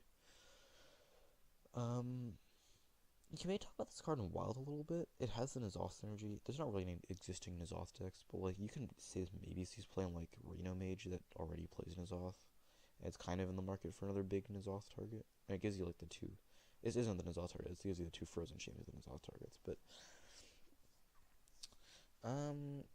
I think this definitely has potential to see play in N'Zoth Mage or like Reno Mage and Wild. So that's pretty niche. I'd say still 1.5. It's pretty niche. Alright, that's all the mage decks. I kind of want to see how the community rated the Jaina Death Knight. 3.7. That's ridiculous. The card is not good. It's definitely not the 13th best card in the set. That's insane. I don't know how people say that. The card is definitely. I could say maybe I'm underrating the card, but the card definitely isn't like meta defining. That's like what 3.7 says to me. Like 3.5 out of 5 means it's a really good card and it's really good in a good deck. I don't think that's the case at all. And Syndragosa probably also overrated. 3. Sorry, I have to burp. Yeah, the average rating of 3 is probably really high too. Like a 3 to me is like a solid card in a good deck. Not like a great card, but like a role player card in a good deck. I don't think so. I feel like people basing that rating on it slotting into existing control mage, but I don't think it does. I think it's too low value. I think it's too low effect on board the turn it comes into play. Alright. Let's see. I think overall I'm like a lot more like stringent in my ratings, if that's the correct use of the word stringent. I don't know. I don't use the word stringent very often, but yeah, like I'm rating cards a lot lower than average, like based on the same rating scale. How did you give me great Glacial Mysteries? Yeah, okay, I agree with that. It's not very good. All right, let's go into the Paladin cards. First paladin card, Chillblade Champion, 4 mana, 3/2, charge, lifesteal. Okay, on its own, this card is not good enough. A 4 mana 3/2 with charge and lifesteal just doesn't do enough. It like acts as kind of removal. It also heals you, like using it to remove dudes. I think where this really comes into play is, I'm gonna call me crazy here, but I think this card and the Righteous Protector, and what's the other one? There's no one more. I think there's one more. Maybe there's not one more. Oh no, it's the neutral card, the 4 mana 2/3 that gets a copy of it when it enters the battlefield. I think Hand Buff Paladin is actually going to be playable this expansion. That's my bold claim, that you can play Hand Buff Paladin will not be awful this expansion, which would be awesome because I love Hand Buff Paladin. It's one of my favorite decks. This card's really good in Hand Buff Paladin. Like, it immediately affects the board. It acts as remove. If you can get one buff on it, it's a much better Core Chrono Elite, because Core Chrono Elite, you're usually not trading into something that kills it the turn it comes into play. You're either just charging it to face or killing like a smaller dude. Yeah, this card seems awesome in Hand Buff Paladin, dude. I'm very excited. If you even buff it once, this card's really good. It's really good. It has great hand buff synergy. This card's probably not going to see play in like deck outside of Hand Buff Paladin because it's so fragile. Like, you say like you want to stick this for a turn and like Spike Ridge Steed it, but that's kind of like that's just not going to happen. I feel like. Yeah, I'm gonna this card a 2 just because I think if Hand Buff Paladin doesn't see play, this card doesn't see play. But this card is so good in Hand Buff Paladin. Like, I can't Hand Buff Paladin, one of the big problems is if you don't stabilize early enough, it doesn't have any heal. But this card is great heal, and it synergizes with your deck. It's removal and heal, which is the things that Hand Buff Paladin needs. Like, I love that this card was printed. I'm gonna give it a 2. In Arena, it seems pretty good too. I don't know. Wolf Rider is bad in Arena. It's like mediocre at best. And this card is 1 more mana than Wolf Rider to you, for the most part, just like gain 3 life. It's also probably pretty bad. I was give it like a 2 also. I guess I'm not like super unhappy playing it, but I don't really want to be playing it. Alright. Righteous Protector. The other card I think is insane in Hand Buff Paladin. 1 mana, 1 will taunt and Divine Shield. Okay. This card's really good against aggro, just because it stops 2 attacks. It's strictly better than Argent Squire, and Argent Squire already sees play in like aggro paladin, things like that, kind of. People are saying it's like auto-include in every paladin deck until the end of time, which is probably a little too far. But this card it's just really solid. There's not really a whole lot you can talk about. Like, obviously it's really good. It just has a lot of keywords, and it synergizes with buffs really well. Like, you would love to put like a Blessing of Kings on this, or Dark Conviction, talk about the next card. Yeah, the card seems solid. I like it a lot. I'm gonna give it a 3.5, I think. As opposed to Chillblade Champion, where it's kind of only good in Hand Buff Paladin, this card is just as good in Hand Buff Paladin, but also good enough where it can see play in other decks too. So I think the card's pretty solid. In Arena, it's probably similar. Like, Argent Squire is good in Arena, but it's not insane. And the taunt isn't as relevant in Arena, I feel like, just because you're not putting as much stock in protecting your face in Arena as you are against aggro decks and Constructed. So it's good, it's not insane, though. Dark Conviction. 2 mana. Set a main attack and health to 3. Okay. So it's the Keeper of Voldemort effect on a 2 mana spell, and for Keeper of Voldemort, you're sacrificing 1 mana worth of stats to play it. So in that sense, it's too expensive to maybe see play. And Keeper of Voldemort didn't actually see that much play. It was a really good card, but didn't end up. It really only played mid-range Paladin, like Control Paladin didn't play it, and Aggro Paladin didn't play it. So I don't know. Cards like these I always like because they're super flexible. You can use it as both a buff on a 1/1 dude or on your Righteous Protector, or as removal. But 2 mana might not make it like not worth the card slot, I feel like. If the card were 1 mana, it'd be absurd, I think. But doubling its mana cost tends to make cards less good. Yeah, I'm on the fence about this card. I think the effect is so flexible, and you can do so much with it, especially in Paladin, where it has all these buff potentials, with the buff capabilities and the synergies with buffs. I don't know. I'm kind of inclined. I'm gonna give this card a 2.5. I think it absolutely has potential to be good, but it just maybe doesn't do it. Is maybe not strong enough, but it's so flexible. Um, yeah, this card's just, some deck will want this effect. The effect is so flexible, and you can do so much with it. I kind of fail to see that some deck will want this effect. Like, it has to happen, right? Yeah, give it a 2.5. I like that. In arena, card seems solid in arena. Keeper of Voldemort was like one of the best arena cards, so card seems pretty good. I'll give it a 3, I think. Howling Commander, 3 mana, 2/2. Battlecry, draw a Divine Shield minion from your deck. Okay, so you're getting some Divine Shield synergy here. Um, I don't like this card. Yeah, like 3 mana, 2/2 is just so bad on curve, and like you're getting the draw, but okay. I guess the gimmick with this card is you only play Tyrion, and this tutors your Tyrion. Like, you could definitely say that. But like, you probably want to be playing other Divine Shield minions too. Like, you probably might want to play like Wicker Flame. Maybe playing Righteous Protector. If you draw Righteous Protector with this, it's not good. Like, you don't want to be playing 4 mana for a 2/2 and a Righteous Protector. Like, that's just not good. Um, you really want to be hitting Tyrion with this. Like, that's what you want to be drawing with it. Um, if you hit Tyrion, it's not bad, but like by the time 5 turns go by, you might have just drawn your Tyrion anyways. I guess. I think drawing Tyrion is a good enough upside where this could see play actually. Like you're not playing Bolvar. Spoiler alert. I don't think this card is very good. Really, that's the only Divine Shield minion in the set. Even though it has some of like Divine Shield synergies, I guess if you're playing the Divine Shield deck, you maybe play this, but it's just not good enough, right? Like, 3 mana 2/2 draw card is bad. It's not a good card. Uh, yeah, I'm inclined to say it doesn't see any play, really.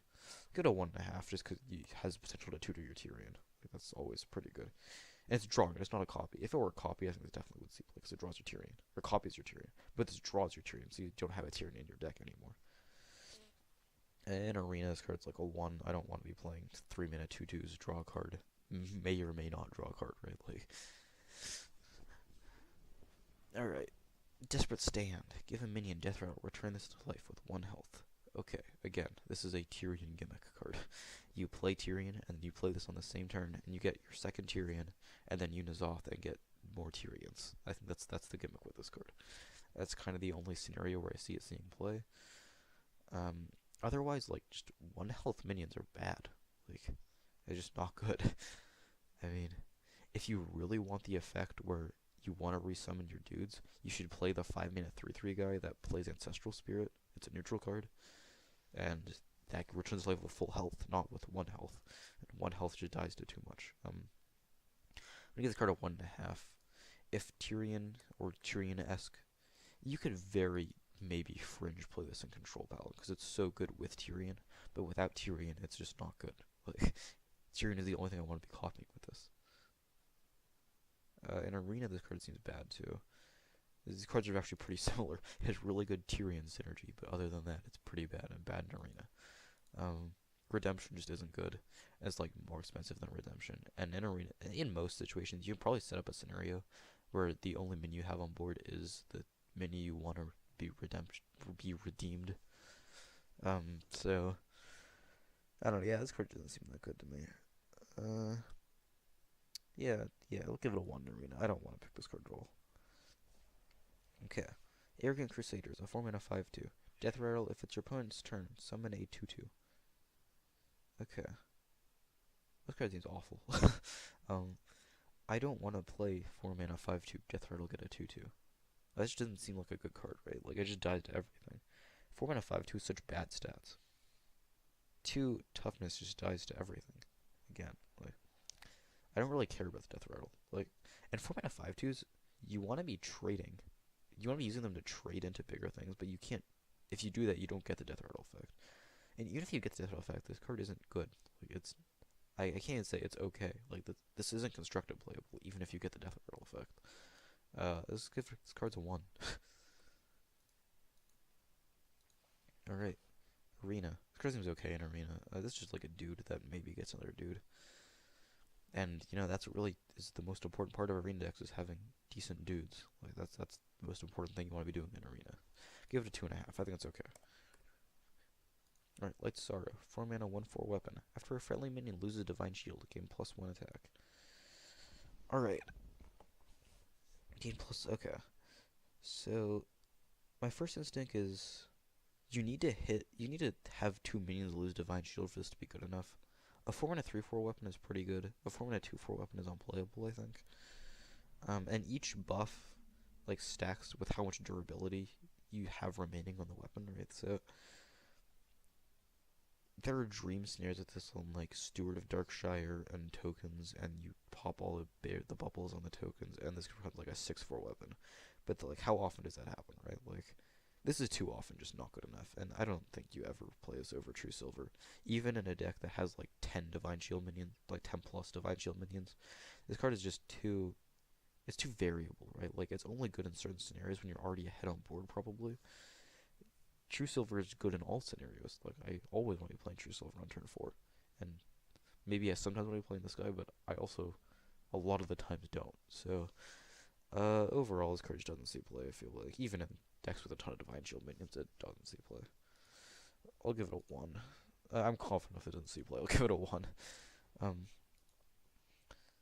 In Arena, this card is probably bad too, because you don't have enough Divine Shield minions to really get the synergy from it, and a 4 mana 1/4 weapon is really bad. But if in the right deck, it's insane. Maybe not, it's really good in the right deck, but it's not. The right deck only comes around like 1 in 20 times with this card. I'm gonna give it a 1.5.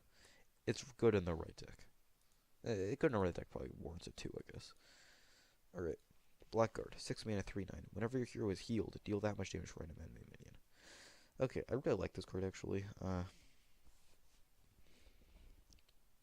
6 mana 3/9 is stats that are really good for this card, because to get the synergies you want with this card, you want to be sticking it on board and then playing stuff afterward. It's not like a combo card. You can't play it and another card really with it on the same turn. So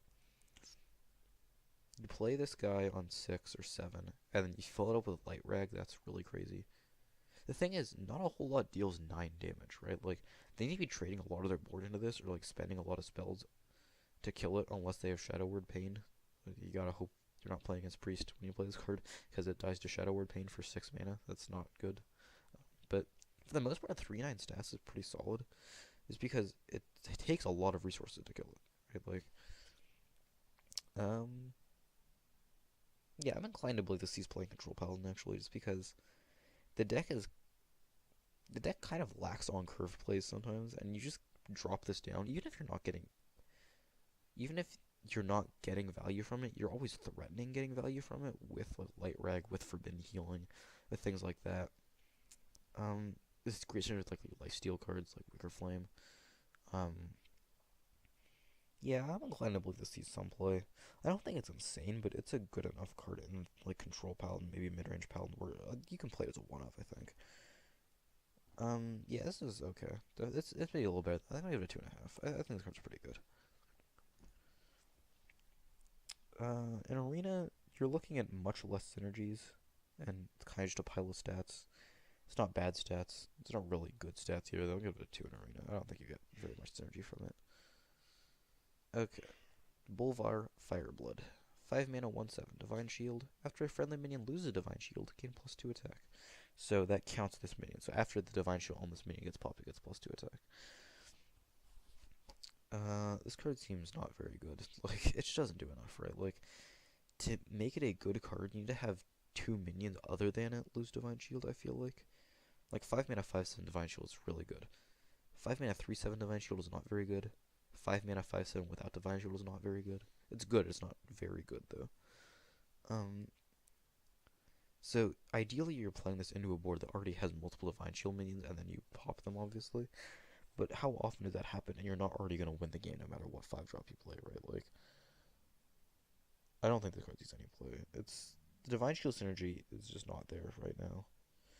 The best Divine Shield synergy card is Rallying Blade, honestly. Like, it's just Fiery Warlocks with sometimes it buffs some dudes, but that's good enough because Fiery Warlocks is insane.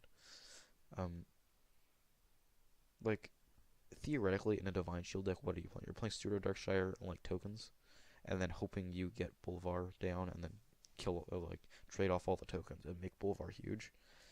But even then, it doesn't actually change its toughness, so it still has 7 toughness. It still dies to a decent amount of stuff. I think this card's not very good overall. I'm gonna give it a 1.5. In Arena, this card is probably good just because it's a 5 mana 1/7 Divine Shield, and then when you pop Divine Shield, it gets +2 attack by itself. 5 mana 3/7 is decent. I'll give it like a 2 in Arena. Yeah, I'll give it a 2. I don't think there's scenarios that come up often enough where you trade off a bunch of Divine Shield dudes and it becomes good without the Divine Shield synergy in Arena. So, yeah, it's okay. It's eh. This card is very eh. I don't like this card very much. Alright. The next card, however, I do like a lot. Uther of the Ebon Blade is, I think, my tentative pick for the best card in the set. You know, I don't know, maybe it's like recency bias because it came up, it was released yesterday, but this card just seems nuts. There's not really any other way to say it. It's a 9 mana Death Knight with Battle Cry, equip a 5/3 lifesteal weapon, and the hero power is summon a 2/2, and there's a set of 4 2/2s. If you have all 4 of the 2/2s, destroy the enemy hero. You win the game. Yeah, so the thing with Uther is, even if you ignore the fact, even if you say he doesn't even change your hero power, 9 mana for a 5/3 lifesteal weapon and 5 armor is a lot of healing. Like, that is 20 healing and a lot of board clear spread across 2 turns. Or 3 turns, I guess. That's kind of nutty, and I'm kind of inclined to believe almost good enough on itself. And you 100, even, yeah, that card, you played in Control Paladin. Like, just the weapon itself is enough for you 100% play this card in Control Paladin. Like, there's no way you don't. I don't know what you cut for, but probably it's some sort of heal, because this gives you so much heal. Like, it comes into play, and even if they have no minions, it's a 15-point life swing. You're gaining 10, they're losing 5. It's a 15-point life swing. That's crazy. Like, this card is so powerful. It has so much raw power, even if you ignore the hero power. It has great synergy with Blackguard. If you play the Blackguard and stick it, then play this guy, you're dealing 5 to something, then 5 random damage to something else, right? Or to the same thing. And you're getting all the life you deal back. That's so powerful on a weapon. Okay, and then you factor in the hero power. Let's for now just ignore the fact that you can win the game if you have all 4 of them. And summon a 2/2 is much better than summon a 1/1. And the difference between a 2/2 and a 1/1 is actually pretty huge, because 2/2s can't be pinged by hero powers. So, especially in Paladin decks, you're playing like Spiker Steeds, Blessing of Kings, that kind of card. You want to be sticking your minions every turn, but it's hard when your opponent has like a ping hero power like Druid or Rogue or Mage, or even just has like 1/1 summoning abilities, or can trade into your 1/1s every turn that prevents you from buffing them. But 2/2s can't. That doesn't happen with 2/2s. Like, 2/2s are so much better than 1/1s. I can't state that enough. If you can buff the 2/2, not only is it better than buffing a 1/1, obviously it's more stats, but it has a higher chance, has a higher likelihood of sticking on board and winning the game. So let's talk about winning the game. I don't think this will come up that often, honestly, but like, if you're in a situation where you can hero power 4 turns in a row and none of them are dying, you're probably gonna win the game anyways. But this is super flashy. I think if you want to talk about like a Beardo OTK deck in Standard, that probably won't exist. That being said, though, I think you could definitely play it in Wild. I think in Standard, this is just going to be a very solid card in Control and probably mid-range Paladin. It's based on the weapon alone and the hero power buff. And, you know, maybe sometimes 1 in 100 games you just win the game with it. But, like, you're not really playing it for that effect, right? Like, you're playing it for the weapon. You're playing it for the 2/2s. But and that's good enough. Like, you're slotting it into 2 already really good decks. Mid-range Paladin's already really good. Control Paladin's already almost really good. So that enough, like, this is a very good card in those decks. And it's not like the reason to play the deck. It's not like Tyrion, where it's absolutely absurd in every situation. It's not like the reason to play the deck, but it's really solid. It's a role player in the deck. It's already good enough to warrant it being like a 3.5 or a 4. But I think when you factor in the possibility in Wild of having these OTK decks where you play Uther on turn 9, and then with an Emperor proc, you can just kill them with Beardo and 4/1 mana spells, or 3/1 mana spells, and you just win the game. Like, that seems crazy to me. I'm absolutely going to be trying that. Like, that seems hilarious. You win the game through everything, except Ice Block. Kill Ice Block, please, Blizzard. That card is awful. I hate it. Okay. Um, this card's, I think I'm going to give it a 4.5, which is the highest rating I've given a card so far, I think, if I'm not mistaken. Yeah, it's by far the highest rating of a card. The only other card that even compares to the 3.5 I gave Righteous Protector. Yeah. Okay, this is definitely the best card we reviewed so far. It's probably gonna be the best card in the set. I don't want to say it's probably gonna be the best card in the set, but I don't see a world where you don't play this in control mid-range paladin decks. The weapon itself is just so powerful, and I'm just gonna give it a 4.5 in arena too. The effect is so powerful; it's game winning, right? Like, 5/3 lifesteal weapon's crazy. Obviously, it kills 3 dudes and gains a bunch of life. That's pretty good in arena. Um, yeah, that's all the paladin cards. Think of the 4 classes we reviewed so far. Paladin probably about the best cards. I really like Chillblade Champion a lot. This may be one of Lifesteal is very powerful. It's a super powerful effect. Yeah, hand buff Paladin. I'm gonna play some hand buff Paladin. Let's get into the priest cards. Alright, Spirit Lash. 2 mana. Deal 1 damage to all minions, and has lifesteal. This card seems really powerful. I like this card a lot. You see stuff like Maelstrom Portal. Oh, restore required. That's not good. Okay. Stuff like Maelstrom Portal sees play a lot already, and it's essentially like Arcane Explosion with the add-on effect. And the add-on effect on Spirit Lash is strong enough. It has the potential to gain 14 life, and it's never going to do that. It'll realistically gain more like 5 or 6 life, but that's good enough for this card sees play. And damaging your own minions in Priest is not nearly as much of a downside as it is in other classes. It's sometimes like an upside, right? Like, you want to be damaging your own minions to get Northshire Cleric value or heal value, all that. This card slots into Control Priest really well, I think. It's just so good against aggro. They flow both 1/1s, and then you kill them all and gain life. How is that bad? That's never bad. Like, it's the card's utility against aggro makes it good enough in most Priest decks, I feel like. It's definitely an auto-include in Priest, but it's about as close to auto-include as a Priest card can get, because there's so many just like almost good enough Priest cards. Just overall, I feel like Priest has always had the most. This card is good, but not good enough to see play card. I don't think this is one of those cards. I think this card is good enough to see play in most decks. Priest has also never really had like small AoE. Like, it has Holy Nova and Excavated Evil and Light Bomb and Dragonfire Potion. I classify those as like medium or big AoE. This is small AoE, which is maybe just as important, just because you're stabilizing much earlier than playing Holy Nova on turn 5 by playing this on turn 2. It has a similar effect to heals, really. This card seems good. I don't think there's a world where this doesn't see play. We'll see at least some play for sure. I'm gonna give it a 3.5. It's great synergy with like spirit spell damage too, like Blood Mage, something like that. You play Blood Mage this guy, gain a bunch of life, kill a bunch of dudes, draw some cards. I Razor Synapse, I should uninstall you. Okay. Let's see. In Arena, this card seems alright.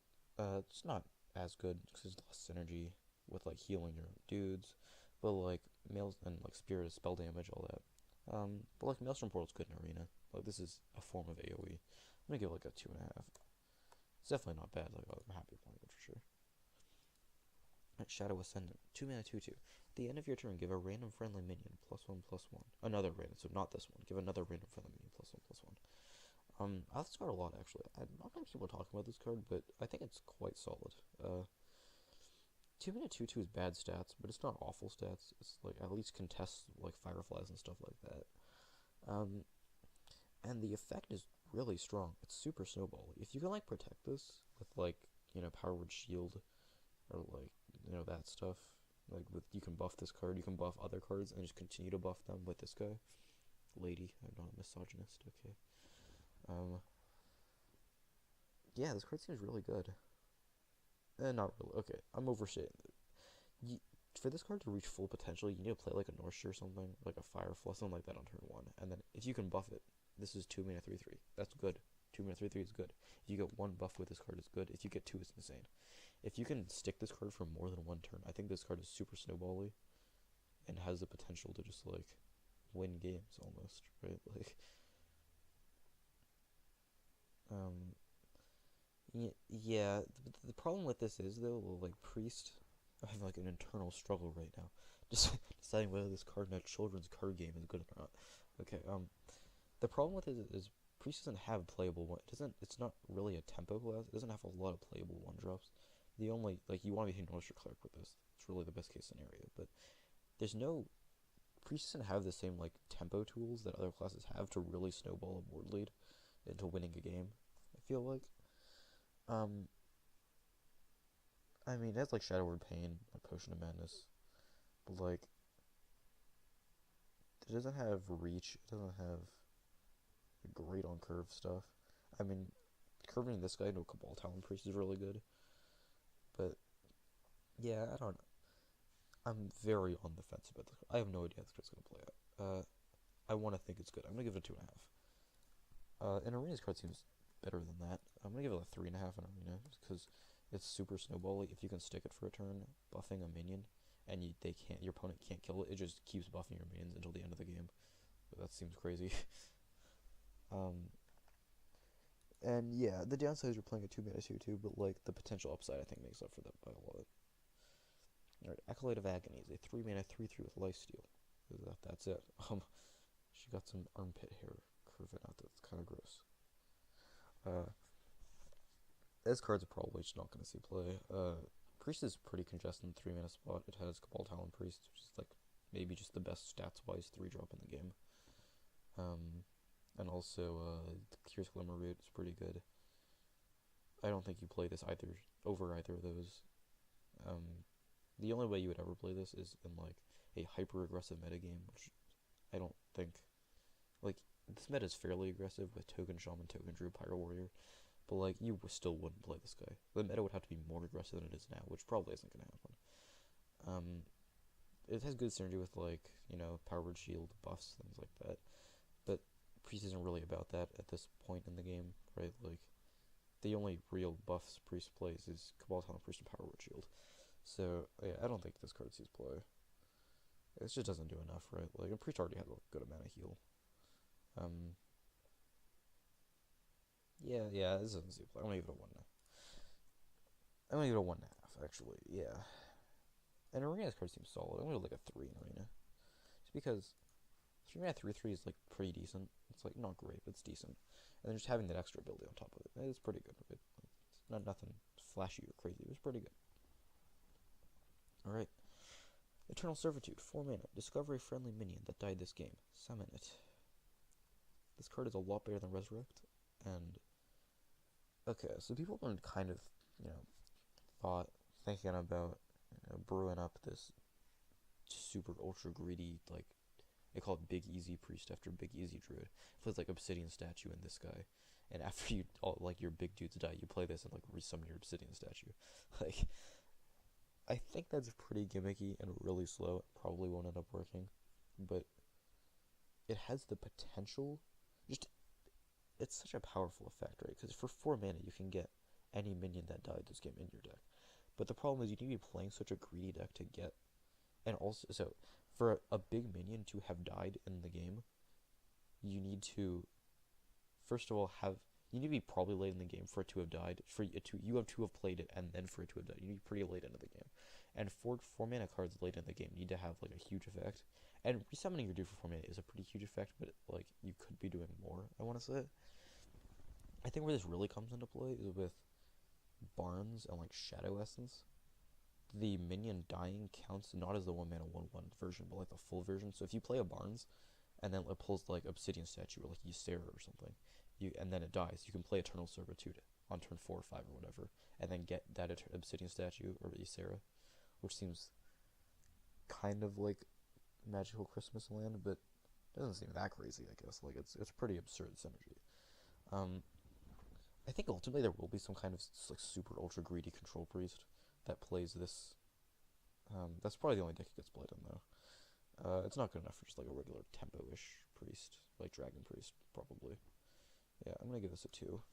Has potential, definitely has potential. And Arena's card is crazy. It's a great top deck late in the game. It resummons whatever your biggest dude, or whatever the big dude you discovered is. Pretty good. Not crazy. It's pretty good. We'll give it a 3. Devour Mind. It's Thought Steal, but with 3 cards instead of 2 for 2 more mana. Pretty simple, really. Thought Steal doesn't see play. I don't think this sees play either. I'm gonna give it a 1.5. Because maybe there's that ultra greedy control deck that wants this effect, but I would rather just play Thought Steal, honestly. I think 3-minute draw 2 is better than 5-minute draw 3 overall. And yeah, so it's not really bad like random class cards, but they probably don't synergize with your deck, right? Like, you'd also rather just be playing Shifting Shade or Crystalline Oracle, like, or Thought Steal. Like this card's worse than Thought Steal, so not very good. In Arena, it's really, I mean, it's just a form of card draw, and copying cards in your opponent's deck is more likely, because you're just probably getting vanilla dudes for the most part. It's okay. I give it a 2, just because it doesn't actually affect the board the turn comes into play, but it gives you those late game resources that you might be wanting in a slower Arena deck. Alright, Shadow Essence. Summon a 5/5 copy of a random minion in your deck. Okay.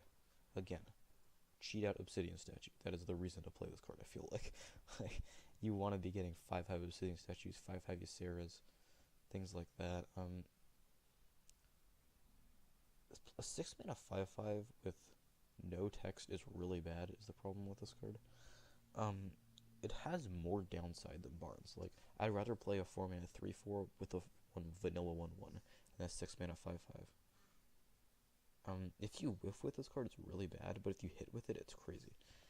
Like, a 5/5 Obsidian Statue is almost as good as a 4/8 Obsidian Statue. You want to be hitting Obsidian Statue with this card. And it counts towards N'Zoth. You can resummon it for full stats with N'Zoth. It just seems really good. It synergizes with Eternal Servitude. I don't know, this card just seems...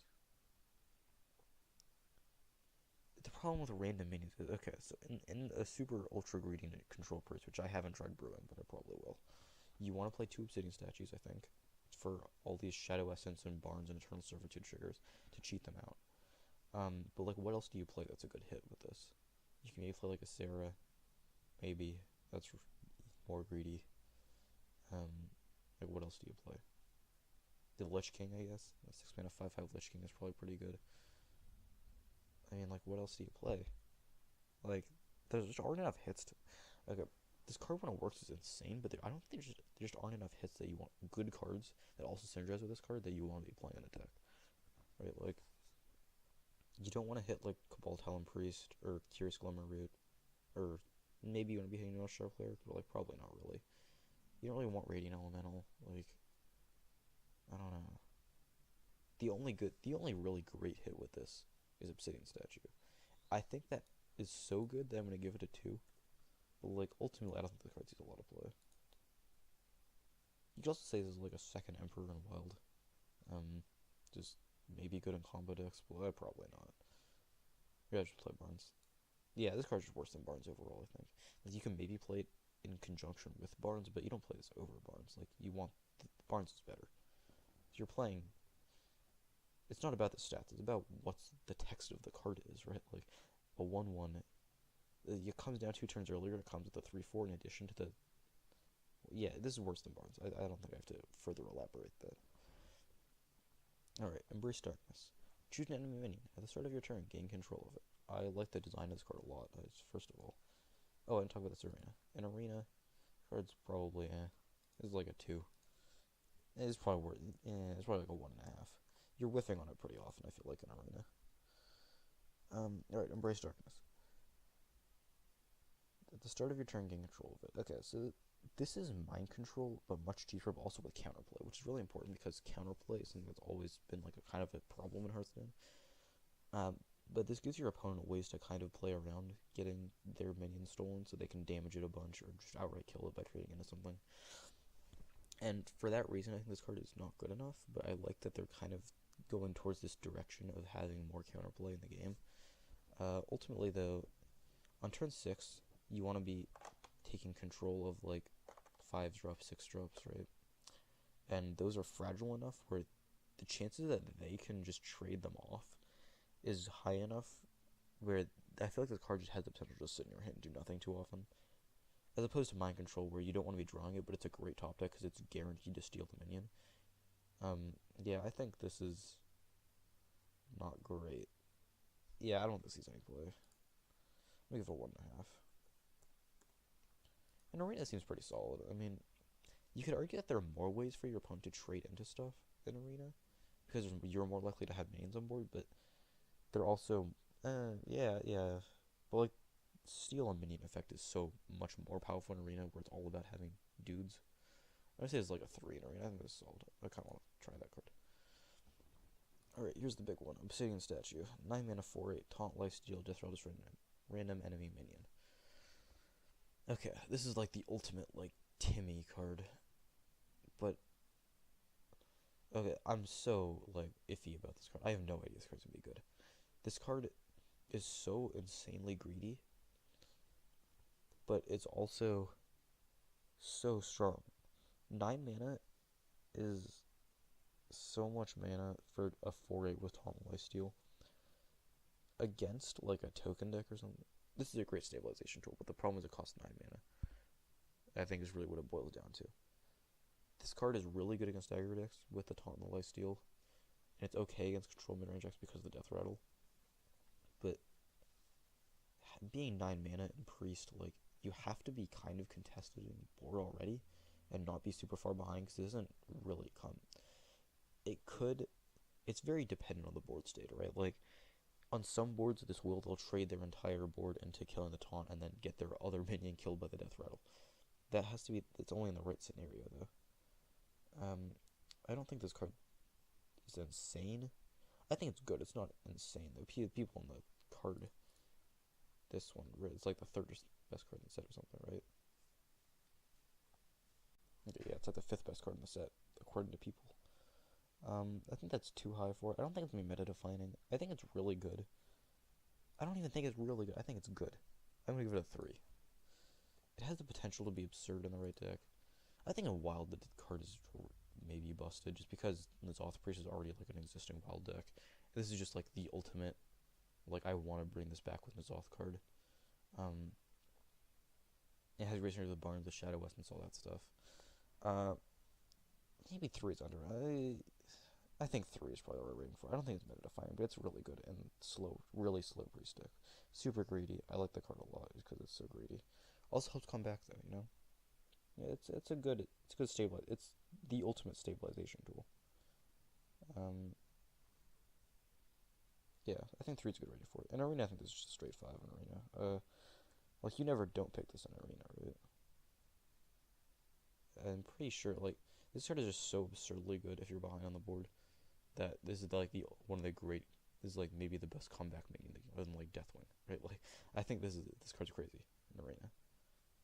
Maybe 5 is too much, but I'm gonna give it a 5. I give it a 4.5. I don't think it's Deathwing Tyrion tier crazy, but it's really good. Okay. Archbishop Benedictus. 7 mana, 4/6. Battlecry. Shuffle a copy of your opponent's deck into your hand. This card's a meme. Like, this card's very obviously a 1. Like, it's a joke. Like, it's a funny joke. I like the card a lot. This doesn't see play any serious deck, though. There's no way. Like, the only possible application is in Fatigue, but at that point, you're diluting your deck so much that you're just doing stuff you don't really want to be doing, right? Like, unless you copy, like, another Priest deck, you just don't want this effect in a serious deck. Yeah, I'm gonna give this card a 1. In Arena, it's probably also like a 1. The 7 mana 4/6 is so bad. Like, it's just awful. Yeah, this card's not good. I like it a lot, but it's not good. This doesn't seem play any actual deck. Alright. Priest Death Knight, Shadow Reaper Anduin, 8 mana, Battlecry, destroy minions with 5 or more attack. Void form and the hero power, deal 2 damage after you play a card, refresh this. Okay. This is one of the more interesting Death Knights, I feel like, because it has the most of the Death Knights have an ability that impacts board immediately, which is important, because if they didn't, they would be bad. But this is the most, like, dependent on the board state, board clear, right? Like, if your opponent has a bunch of minions with, like, mediums of 2, 3, 4 attack, it just doesn't do anything. Like, I feel like you're playing this more for the board clear than anything else. Like you're waiting until they have like a big board of minions and you clear. It's all minions. It's not all enemy minions, so you kind of can't play into your minions into this. I guess they kind of did. This has 4 attack. This has 4 attack, but like, um, okay. I feel like the effect is actually not that great.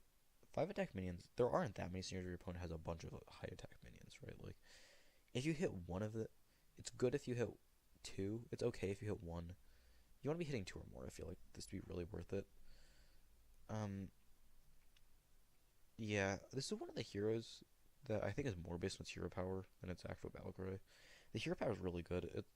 Dealing 2 to something every turn is really strong, and dealing more than 2 potentially if you play this and play the 2 drop, and then it turns each and every single one of your cards, even if they're not relevant late game cards, into potential removal or just face damage, which I think is really powerful because it makes every single thing you draw has, even if it's like a power word shield in the late game.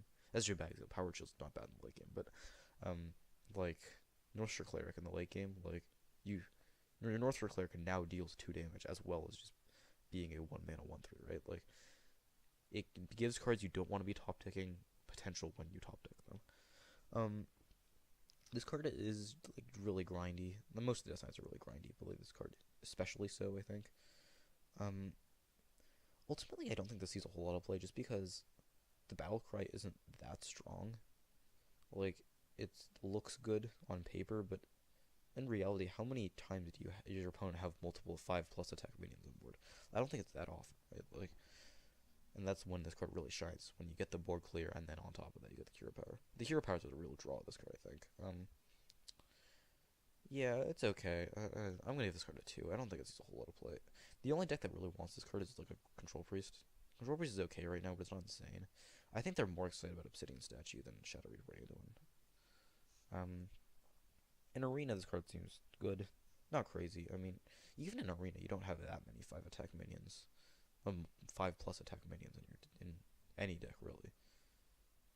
The hero power is obviously really good in Arena, but I'm gonna give it like 2.5 in Arena. There are better legendaries in this Arena. It's good though. Alright, that'll conclude the priest cards. I kind of want to see what the priest cards got on the community rating scale. Yeah, okay, people, that's definitely correct that Archbishop Benedictus isn't good. Okay, you'll call Shadow Reaper and win the 9th best card in the set. That's definitely overrating it, I think. I feel like the board clear condition is just too conditional, right? Like, I don't think it works often enough. Alright. Let's get into these rogue cards. Alright, we got Plague Scientist. It's a 3 mana 2/3 with combo, give a friendly minion poisonous. Okay. I think this card is probably worse than Vilespine Slayer in terms of removal for rogue and constructed. I think it's definitely an arena card actually. For the most part, you don't really want like this is good in like an aggro deck actually in constructed. I think like tempo rogue. This isn't playable in Miracle Rogue just because you don't have minions on board to fulfill the condition often enough. But like in some kind of like piratey tempo rogue, I think this maybe sees play just because you have like those smaller pirates, and like the dream scenarios like you play a pirate, pull patches, and then play Scientist the patches destroy a minion. Like, that's awesome. That's great. But how often that's gonna happen is like yet to be seen. But it's really more of a tempo card than like a Miracle Rogue card, and the only really good deck right now I think is Miracle Rogue for Rogue. So kind of glad to see it doesn't see a whole lot of play constructed. I want to talk about the card in Arena though, because I think that's like the real application. I want to give this card a 2 in constructed, but in Arena this card seems awesome. It's a Rogue common, so it's already like pretty important Arena card because Rogue is always been one of the top tier Arena classes, and commons are the most common card you see. So in Arena, this card seems really good just because you're usually going to have minions on board. And if you have a way to activate the combo, which in Rogue shouldn't be too difficult, it gives one of your minions like unlimited attack and kills a dude, which is insane. That's really good. I mean, just 3 mana 2/3 and lets you trade a 1/1 into like a big taunt. That's a game winning effect. Like this seems like a crazy Arena card. It's going to be, I think, meta shaping in Arena, because it's going to make you so much more hesitant to leave a minion on board for Rogue, right? Like, if you leave any minions on board for Rogue, they always threaten this card, especially since it's a common. They could have as many as they want in their deck. Almost like, they can have like 3 or 4 of these in their deck. So you always have to clear their minions because they threaten this card when you have big minions on board. I think it's like a 4 in arena. I think this card's crazy. Alright. Leeching Poison. 2 mana, gives your weapon lifesteal. This card is bad. For this card to be good, you need already to have a powered up weapon. This card, you obviously can't play this card on like you're just 1/2 dagger. You need to like deadly poison your dagger and then play this card for it to be even passable. But even then, you're only gaining 6 life over 2 turns, which for 2 mana isn't good. This card to be good enough, I think you need to have at least like 5 to you need to be gaining like 8 to 10 life for this card to be remotely playable, I think. It definitely helps in the sense that rogue usually uses their health as a resource to clear minions with their dagger and stuff, but like, okay, the Shadow Blade is good. This card is good with Shadow Blade, and that's not a real important synergy with this card, especially with like Shadow Blade and Deadly Poison. So there's a lot of weapon synergy cards right in Rogue this expansion. I don't think any of them are good, not just because Rogue doesn't have enough good weapons. Like Shadow Blade is the first really good Rogue weapon we've seen in a long time, maybe ever. Like I think so. Ultimately, I think the card is just too niche. It's heal for Rogue, which is important because Rogue doesn't have any heal, but I think it does. It too often you just don't have a powerful enough weapon for this to work, and it's just taking up a card slot in your hand. I mean, this is a 1.5. In arena, this is basically unplayable. I think just because your health isn't as important in arena, and also you're less likely to have a powered up weapon in arena. I'm gonna give this a 1. Bone Baron, 5 mana, 5/5. Death Rattle, add 2 1/1 skeletons to your hand. The 1/1 skeletons are vanilla 1/1s, I believe. They don't have the. Yeah, they're just 1/1 skeletons. Okay. In Constructed, I wouldn't rule this card out. It's not flashy, but like, it's 5 mana, 5/5 with a Death Rattle. You know, has potential to bring stuff back with Azoth. The 1/1 skeletons are combo enablers on all your cards, and they look good to do with like Plague Scientist and that stuff.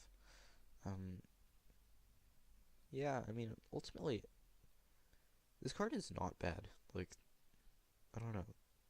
I wouldn't be surprised if this like sneaks into like the Jade Rogue lists or something like that, because they're kind of always in the market for things to play on curve, right? Like, since I'm playing Rogue, your hand gets clogged up with, you know, weapon stuff or spells and removal.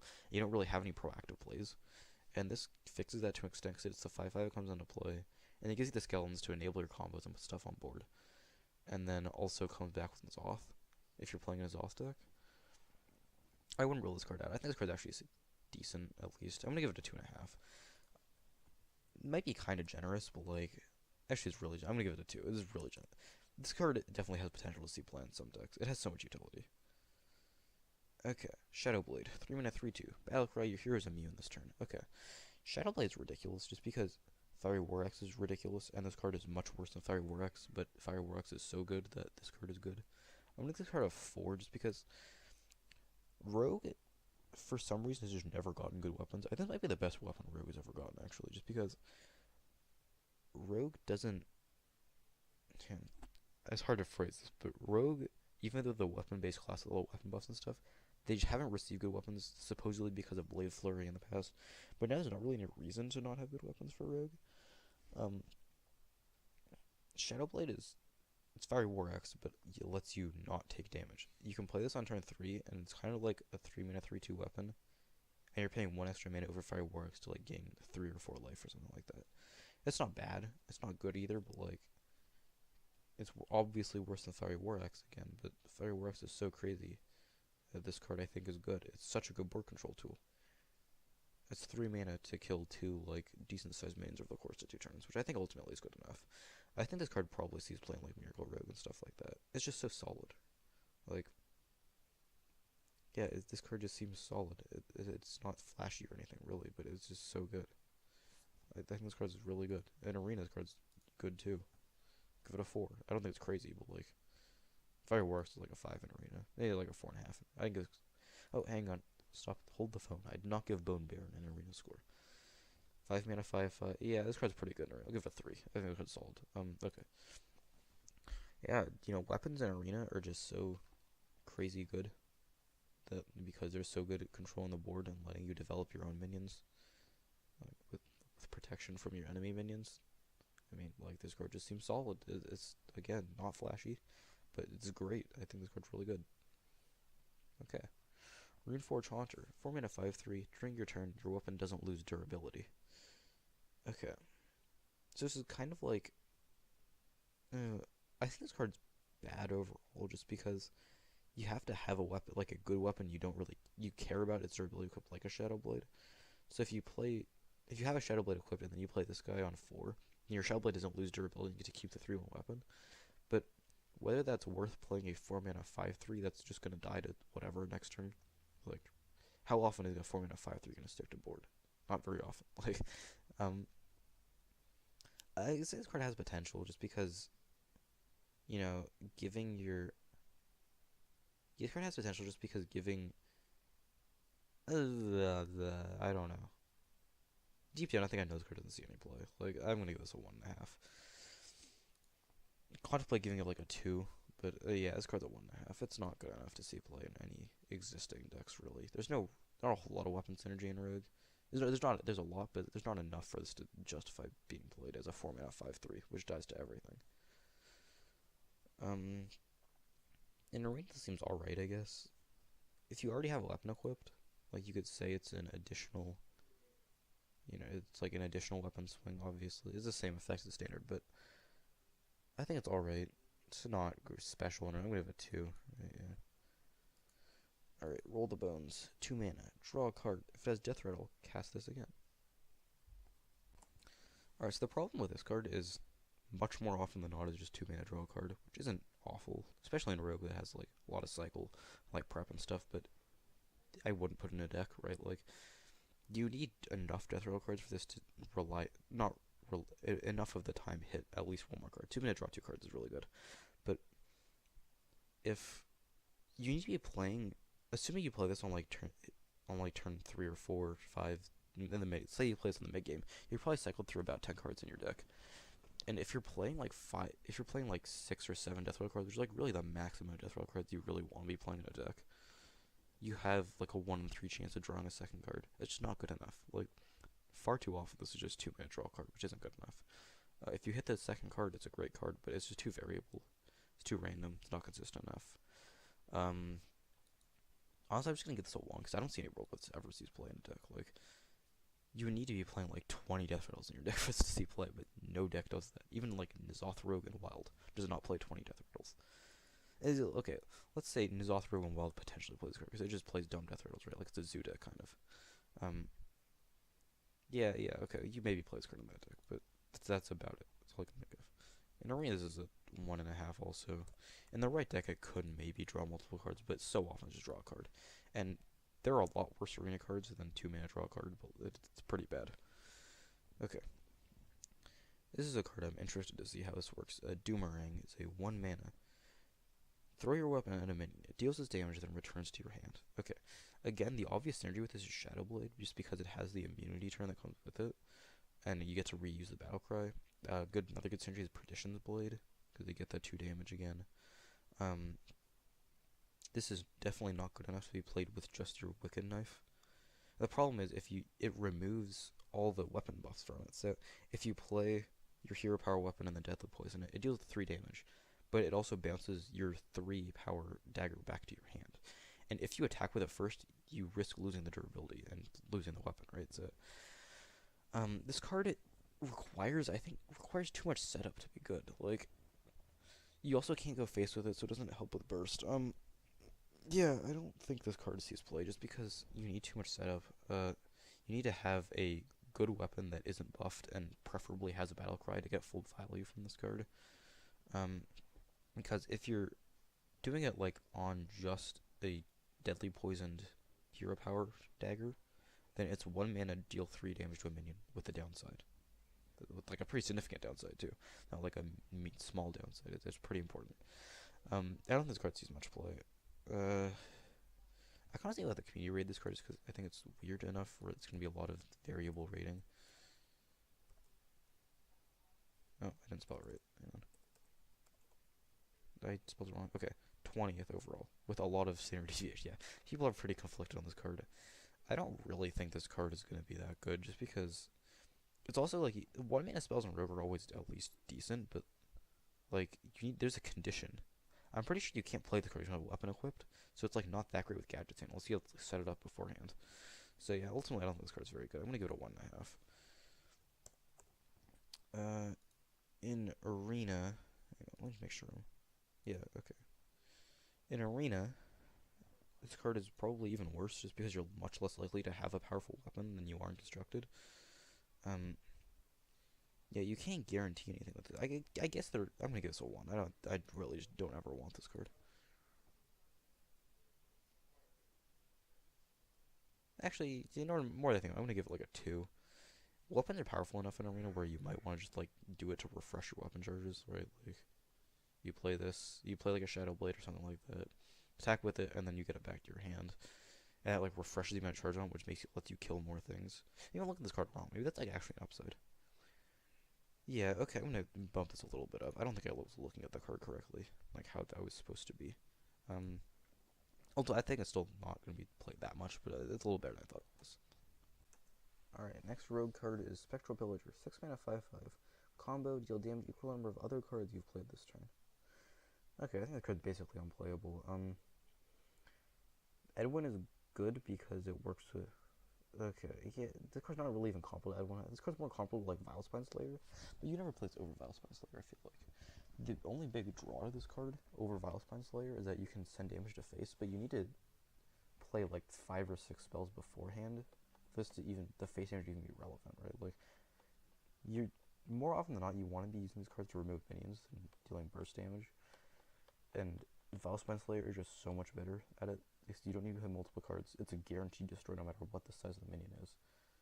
Like, yeah, this is just much worse than Vilespine Slayer. Yeah, I don't know. This is really all I can say, right? I'm gonna give this a 1. I don't think this is any play ever.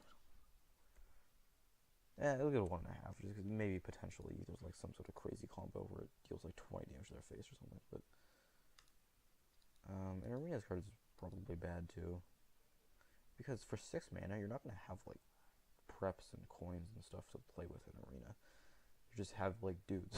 So you know, you maybe best case scenario you like play 2 dudes before this at 10 mana, and then he plays for 6 mana, and you deal 2 damage with minion. That's like pretty bad. I'm gonna give this a 1.5 in Arena. Alright, Lillian Voss. 4 mana, 4/5. Battlecry. Replace spells in your hand with random spells from your opponent's class. I want to say this card is just straight up bad. Like, that's my first instinct, just because you put your spells from your class in your deck because they synergize with your deck, and they're good in your deck. Replacing them with cards from your opponent's class that are probably not good in your deck is probably not a good idea. Like, I don't know. I think this card is just terrible. I don't know why you would ever play this card. Other than like in a joke meme thief rogue. This doesn't seem good, right? Like, I would never play this card. In Arena, it's a 4 mana, 4/5. Rogue spells in Arena are actually not that great. Some of them. There are situations where this is actually pretty good in Arena. And just the failsafe being a 4 mana, 4/5 is pretty good. I'd say it's like a 3.5. This is a pretty solid Arena card, actually. Alright. Rogue Death Knight. Valera the Hollow. 9 mana. Battlecry gains stealth until your next turn. And the hero ability is a passive. So during your turn, you add a shadow vision. So each time you play a card... Okay, I'm not entirely sure how this works, but I think at the start of each of your turn, you get the shadow reflection. And then the shadow reflection transforms into the copy of the last card you played. So I think you get one additional one each turn, which is really just absurd value. You know, let's look this up. I want to make sure I'm not giving you bad information here. Valera the Hollow.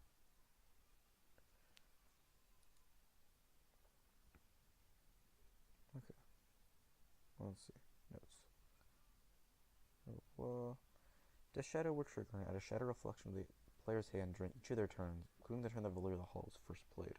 Oh, okay. Alright. Shadow Reflection automatically leaves the player's hand at the end of their turn, meaning that it can effectively only be used to copy cards that cost 5 or less mana. Okay, so they don't say in your hand either. Okay. That's kind of... Huh. The player can never have more than one Shadow Reflection in their hand at the same time. Okay. So, let's see. Alright. I need to visualize this. It's kind of complicated actually. So at the start of each turn, it, yeah, okay. At the start of each turn, you get a shadow reflection, and then at the end of each turn, it goes away. So you can only okay. So you can only use it to copy things that cost 5 or less mana. Really. Okay, that kind of sucks because like the big application I thought about for this card was playing N'Zoth Rogue, and it gives you a second N'Zoth. Um, this card it can be really valuable, but I think for the most part it's just too janky, right? Like, what are you playing for 5 or less mana that you want to be copying every turn? It's not a whole lot, right? And if you just don't take advantage of the ability, it goes away. So I don't want to say this card is bad because it's really cool, but it's super janky. Like, um, what are you gonna be copying with this card? You could say like eviscerate for like more burst damage, something like that. But you can only do it once a turn, so you have to like actually think about what you want to be copying. I think this is not very good. Yeah, my instinct this card is not very good. It's not gonna see any play. The battle cry is decent. It's kind of like an ice block effect. It makes you immune, or not immune, but it makes you can't be targeted for the next turn. Um, it's an ice block esque effect. It's actually worse than ice block because you can still be killed by random effects and also get killed by the paladin Death Knight hero power. But uh, yeah, this card doesn't see any play. I feel like it's just too weird, and not good. And the card is weird enough where I have no idea how it's actually gonna play out. So I could be completely wrong. This effect could just be absolutely bonkers. I just don't see it because I don't never seen a card that acts like it before. But yeah, my first instinct this card's not very good. I'm gonna give it a 1, maybe 1.5. I'm hesitant to give any card a 1 really. All right, in arena, I have no idea what's going on in arena. This card is just so weird. This is impossible to evaluate this card. I have no idea how it's gonna work. Um, I'm gonna say it's not bad in arena just because it lets you get additional copies of your like medium-sized dudes that you kind of only play multiple of in a turn. I'll say it's like a 3, maybe like a little worse, maybe like a 2.5. All right, let's get into these shaman cards here. First shaman card, Warlock. That's an awful name. Sorry, that's not a good name for a card. Um, 2 mana 2/2. Battlecry freeze an enemy and it's a Murloc. Okay. This card has a lot of utility, which is good. We see 2 mana 2/2s with extra utility get played in a lot of classes. You see Dark Peddler got played a ton, Hydrologist gets played a ton. Cards like that. The card is similar. I think you play this in a Murloc deck, and you probably play this in the Freeze Shaman deck. Whether either of those decks will be any good is yet to be seen. But yeah, I think this card is definitely good enough for Murloc Shaman, like Quest Murloc Shaman, just because it has like lacks those stall tools that it needs to kind of go to head with other aggro decks that can just go over top of it.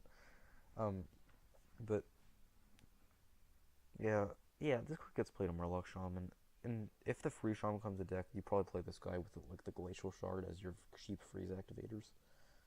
Um, it's also freeze an enemy, so you can't synergize it with Murabi freezing your own dudes.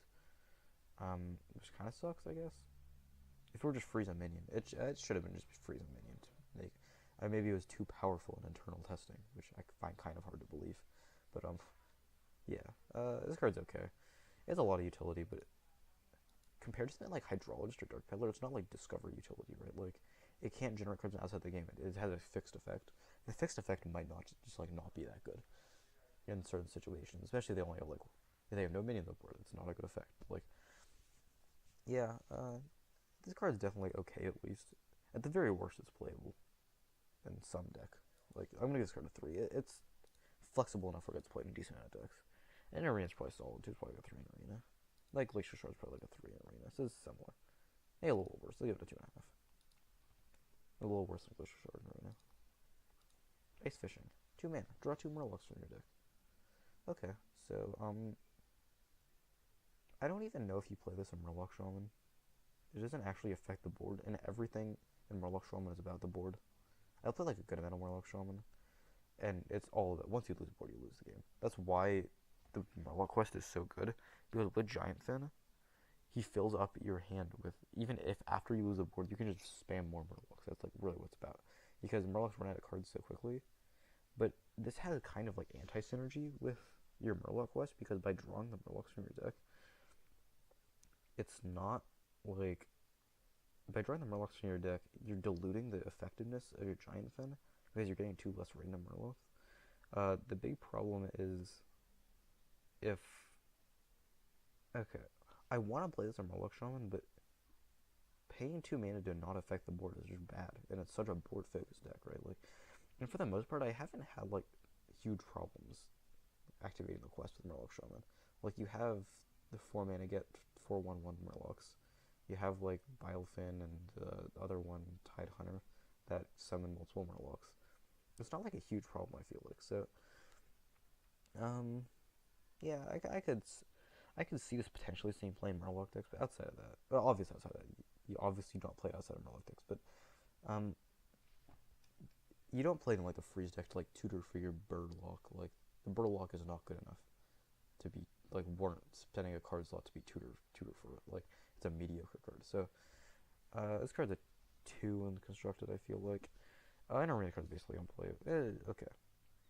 This card's difficult because if you have multiple Murlocs in your deck, this card's actually decent because of 2 mana draw 2. And if you're especially in Murlocs, like high quality cards, there's like big Murlocs, not like bad Murlocs, right? Like, if they're like 1-drop Murlocs, you don't really want to be tutoring for them. But if they're like 3, 4, 5-drop Murlocs, you want them. Especially in arena, if you have something like Corrupted Seer, this tutors for it, which is pretty good. It was like pretty solid. It is like a 2 in arena also. There are enough Murlocs where you can potentially get some synergy with it. Drakari Defender. 3 mana, 2/8 with Taunt and Overload 3. Okay, so this is like bad Deathlord, I guess. So having Overload 3 on a 3-drop is kind of crazy. So you're playing a 2/8 Taunt for 3 mana on turn 3, and then sacrificing your next turn. So if your opponent can get through the 2/8 Taunt in 1 turn, you're basically letting them time walk because you can't do anything. You can play 1-drops on your next turn, which is bad. Like, obviously, you want to be playing not 1-drops on turn 4. I think this card has potential just because it's really good against aggro decks, but against not aggro decks, it's really bad.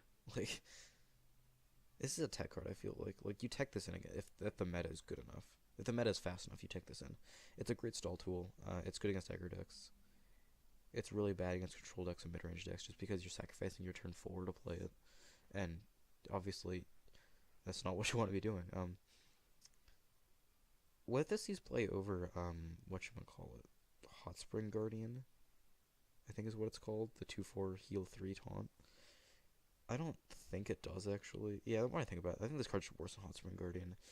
Not only is it like, it's obviously more stats, but Hot Spring Guardian doesn't overload. It can heal not only you, but also your other minions, so it has like utility even if you don't need to self-heal. Also has elemental synergies if you're playing like an elemental deck. It works in that. And I think like the control shaman is gonna go like the direction of like elementals and jades. Like the elemental jade combo is probably I think where control shaman is going. So yeah, ultimately I don't think this sees a whole lot of play. It's a tech card. Give it a 2. I give it a 1.5. I don't think this sees a whole lot of play. In arena, this is probably not go great in arena, just because missing an entire turn of playing minions is huge. Like, especially when it's turn 4, which is like maybe actually the single most important turn in the game. Maybe other than turn 2. I think turn 2 and turn 4 are the most important turns in the game, just based on like the quality of the things you can do on those turns. And if you're doing nothing on those turns, it's really bad. So I'm gonna give this a 1.5 in arena as well. There are worse things, but not many. Like, alright, Icebreaker. 3 mana, 1/3. Destroy any frozen minion damaged by this. Okay, so if there is a reason to play Freeze Shaman, which sounds like just an awful deck, like, it just not sound good at all, even with like all the freeze support, it doesn't sound like a good deck, but if there's a reason to do it, it's because of this card, I think. This is the most powerful card in the deck. It's the payoff card for, this and Murabi are the only actual payoff cards for freezing stuff. Other than that, you're just like freezing stuff for no reason, which is pretty bad. Destroy. Yeah. So my first inclination is you play this. There aren't enough freeze effects in Shaman for this to really be consistently good. But no, now that I look at it, there's Burlock, there's Voodoo Hexer and Avalanche, and Cryostasis. Those are really the only. And then for neutral cards, there's Glacial Shard and Frost Elemental. Yeah, so there's some freeze effect. The only real playable cards out of those I think are Burlock and Glacial Shard and maybe Voodoo Hexer potentially, but other than that, like they're just not the freeze cards. Other than that, are just not good enough to be played in a deck. And this is the payoff card for playing bad cards in your deck. And this isn't worth playing bad cards in your deck. I feel like it's a really powerful card if you can play like Glacial Shard or Burlock on a decent sized minion and then kill it. That's pretty huge, and you have 3 charges on it. So like you have 3 kills over the course of the game, and you're not playing other weapons other than this probably in a freeze shaman. Like if you want to be, yeah, like this is kill 3 minions that are frozen over the course of the entire game. There's not a lot of urgency when doing this because you're not playing any other weapons. You're probably playing control deck, so you could say that over the course of the game, if this kills multiple things, it's worth it. But you have to play bad cards in your deck for it to work. That was a problem, right? Like Cryostasis is not a good card. Like Frost Elemental is not a good card. Avalanche is not a good card. Voodoo Hexer is a mediocre card. Like these are just cards you don't really want to be putting in your deck that you need to in order to get payoff for it. So I'm gonna give this card a 2. I think in Free Shaman it's one of the better cards in the deck, but like Free Shaman's just not gonna be good. I feel like I don't know. It's probably a good thing Shaman's getting all this like gimmicky free stuff this expansion because Shaman has gotten like really good cards the last like 4 or 5 expansions. So I can't rule that out. Snow Fury Giant might be super broken, but yeah, I think this card's okay. I don't know. Let's get to Voodoo Hexer. Or an Arena. This card's bad. Not enough freeze effects. Give it a 1.5. Voodoo Hexer. 5 mana 2/7 taunt. Freeze any character damage to this minion. Okay, so this is one of like the activator cards for the free shaman deck. It's one of the better ones just because 2/7 taunt's not quite worth 5 mana, but if you can freeze multiple things with it, it's pretty good. You can also like Stonewall weapon classes because you just freeze them over and over again like Water Elemental. But the thing is with this card, a 2/7 taunt, 2 attack isn't a whole lot. It's kind of hard to affect the board with it. The thing with this card is they probably trade multiple mains into it because it has so much toughness that they're trading multiple mains into it, and they're getting frozen. And then maybe you play Icebreaker and kill them, I guess, is the gimmick. But yeah, this card isn't bad. Outside of Free Shaman, without the free synergy, you don't play this card. It's not good enough. You would rather just be playing like Volcano and killing their stuff than Voodoo Hexerin. But this card's okay. I'm gonna give this card a 2 as well. This card and the Icebreaker are definitely like the better cards in the Free Shaman deck, but ultimately I still don't think it's gonna work. An Arena card's pretty good. I'll give it a 3 in Arena. Freezing multiple dudes for a turn is pretty powerful, on top of just being a 2/7 taunt, which is decent stats. Avalanche, 4 mana, freeze a minion, and deal 3 damage to adjacent ones. Okay. This card just seems not good at all, really. I mean, I don't see a world where this ever sees play over like Lightning Storm or Maelstrom Portal or Volcano. Shaman already had like the best board clear in the game. I don't think it needs more. And you guys, this is really more about the freeze in the board clear, but I don't think so, right? Like, I would not pay 4 mana to freeze a minion. Like, that seems awful. Yeah, first get a full value. Even when you get full value with this card, freezing a minion and then dealing 3 to adjacent ones. If you're in a meta where this sees play, they probably play around it by not putting their, they put their 3 health minions on the middle to play around this guy. Well, this turn's not very good, I think. It just doesn't do enough, right? Like, 4 mana for 6 damage spread across 2 minions is good, but it's also very variable based on how many minions they have, where they're placed. And also if you're getting the value from the freeze effect with, like, free synergies. This card's just not good enough. I'm gonna give it a 1. I don't think this is any play. In Arena, it's probably decent, just because all board clear is good in Arena, like, almost invariably. I'm gonna give this a 3 in Arena, I think. It's definitely one of the worst board clear tools in Arena, just because, again, you have to have 3 minions on board for it to get a full value. But, yeah, it's okay. Killing 2 things for 4 mana is pretty good. Alright. Cryostasis. 2 mana. Give a minion +3/+3 and freeze it. Okay, I feel like you're using this more often on your own minions than enemy minions for sure. you want the buff and you want the synergy with like Murabi or that's it. um, yeah, I'm not a big fan of this card.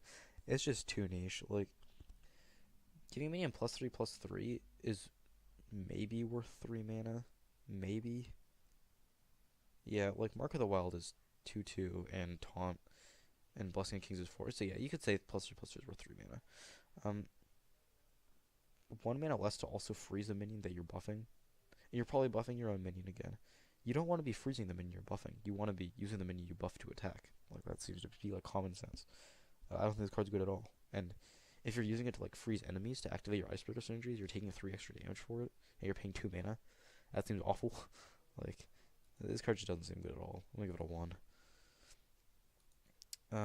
In Arena, probably similarly bad because freezing the things that you want to be buffing is not good. I'll give it a. It's probably not awful actually, just because. Yeah, the more I think about it, this card's not awful. Just because you're just gonna have a minion on board in Arena, especially with your 0 power. And like having a delayed 3/3/3/5 on turn 2 or 3 isn't awful. Like there are worse things you can be doing. I'll give this a 2. Alright, Snow Fury Giant. This is actually the wrong text for Snow Fury Giant. If Disguised Toast is watching this video, fat chance. Fix that, please. Let's get the correct text for this card. Let's see. Yeah, costs 1 less, so it's 11 mana, 8/8. Costs 1 less for each mana crystal you've overloaded this game. Okay. I have no idea how this card plays out. For the most part, like, Shaman doesn't overload that much. Like, overloading is a bad thing, and you don't want to be overloading. And there aren't that many Shaman cards with, like, a ton of overload. Like, what overload cards do Shaman decks play? They play Jade Claws, they play Lightning Storm, they play Volcano. And you need to play, like, all of that and other stuff. Maybe you play, like, the Drakari Defender. Probably not, though. Like, maybe you play this guy. I don't think you do. It's really hard, and it takes, like, the entire game for this to get to 0 mana, I think. Like, because you really, for the most part, don't overload multiple times in a turn. You don't overload, you want to not overload, like, chain overloads, because then you're really getting really far behind on how much mana you can use each turn. Yeah, I think this card has potential just because all the giants always have potential. Like, there's such, the mana reduction mechanic in itself is pretty powerful.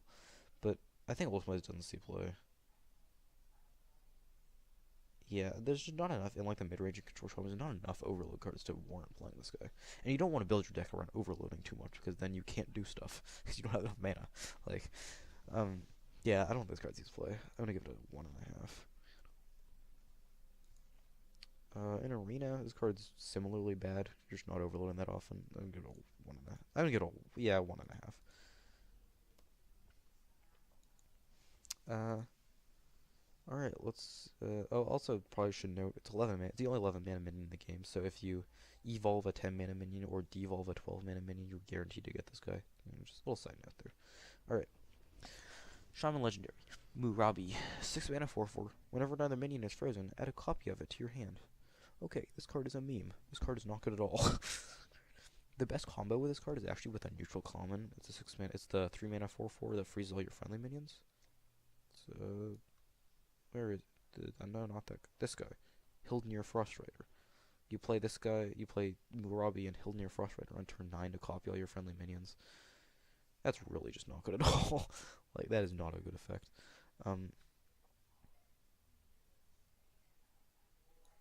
Yeah, there's just so much better stuff you can be doing as Shaman for 6+ mana, like winning the game with Bloodlust, or maybe Thrall Deathseer, and like Doppelgangster Evolve, and like chaining elementals and playing huge Jades.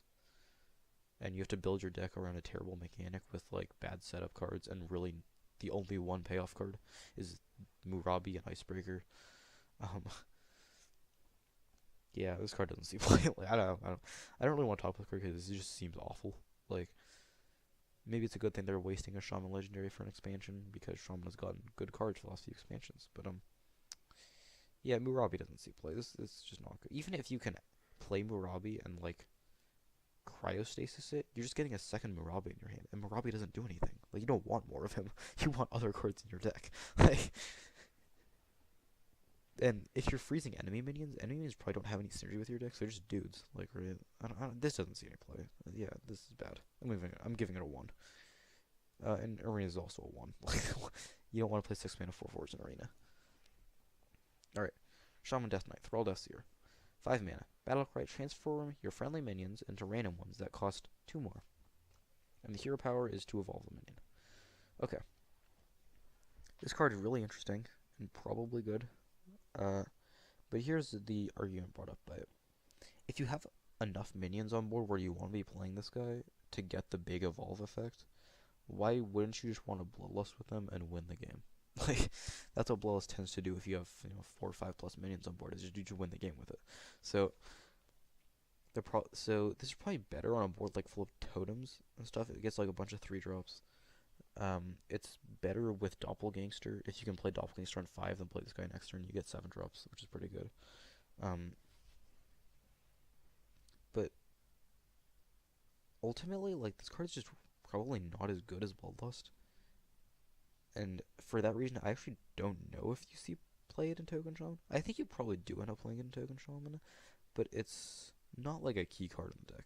And the reason this card is good because it already slots into Token Shaman so well. You don't need a new deck to build around it. Like, it's a role player in Token Shaman. It's not the reason to play the deck, but it works in the deck and it serves a purpose. I'm gonna give it a 4 for that reason. I think you definitely play this in Token Shaman. It's worse than Bloodlust, but then again, Bloodlust is the reason to play the deck, and this card is really more of a role player. You could say the hero ability is definitely good, but it's also problematic that you're changing your hero power, especially in like a token deck like Token Shaman. You're changing your hero power into one that doesn't produce minions, because the entire deck is based on having minions on board. So, it's obviously a good hero power. Evolving something every turn is solid. And if you can, you only need 1 minion on board. If you can keep evolving that minion over and over again, right? Like, this card's good overall and constructed, but it's not insane. I'm gonna change it by 3.5. I don't think it's an insane card. It's a very good card. It's not crazy though. It's a role player in Token Shaman. It's a good card. It's not great. You play it in. You just put it in the already existing deck. In Arena, this card is probably great, just because it's such a great hero power to go into the late game with. If you can stick 1 minion, you just evolve it over and over again, and it just becomes huge, right? Like, yeah, this card's crazy in Arena. I'm gonna go 4.5 in Arena. I think this card's insane. It's also the cheapest Death Knight. Like, of all the Death Knight effects, this is actually maybe one of the better ones on the cheapest Death Knight, which is pretty good. Obviously, it's good. Good stuff for less mana is good. Alright. It's all the Shaman cards. I think I went through this pretty well. I think. Hold. Yeah, so Thrall Death Seer is the 12th best card in this set. I can see that. Definitely good. I hope you will maybe remove Robbie bad. Yeah, okay, 2.2. Definitely the card is just not good at all. Alright, let's move on to the Warlock cards. Alright, first Warlock card is the Sanguine Reveler. It's a 1 mana 1/1 with Battlecry. Destroy a friendly minion and gain +2/+2. So the best case scenario with this card is you play with Possessed Villager, and you kill the Possessed Villager, and you get a 1/1, and you get a 3/3. It's pretty good in Zoo. Zoo has tokens on board pretty often that maybe they're just not doing a whole lot, and you have already enough tokens where you just want to trade one out for a 3/3. And this card is pretty good in that situation, but at the same time, you'd rather be playing like an actually big minion and not just like a 1-drop, right? Like, I think this card makes the cut in Zoo, but it's, yeah, this definitely this card makes the cut in Zoo, just because on top of being able to kill like tokens and stuff, it's also like an activator for Nerubian Egg, Devilsaur Egg, other eggs if you're playing other eggs, I guess. It's kind of like one of the big like payoff. Like, the eggs are the big payoff cards for playing Zoo, right? Like, you play the buffs and you trade them, but this is even better than that because you don't even need to trade them. You just kill it, and it gets a buff from it, and you get whatever pops out of the egg. This card's pretty solid, especially in Zoo. Outside of Zoo, you don't play this card, but, like, it's good in Zoo, I think. I'm gonna give it a 3. Whether Zoo will be good in this expansion... Actually, I already know it's not gonna be good in this expansion, but, this is the only Zoo card that got released this expansion, actually, but, yeah, this card, it's a really good card in that deck, but it's not enough to push the deck over the top. Yeah, let's revise to 2.5. I think the wild. Let's keep it at 3. I think its potential implications in wild make it good enough where you could play it. Say this is a 3 out of 5. Next card is in arena. This card's probably not great in arena. You need a lot of synergy for this card to work.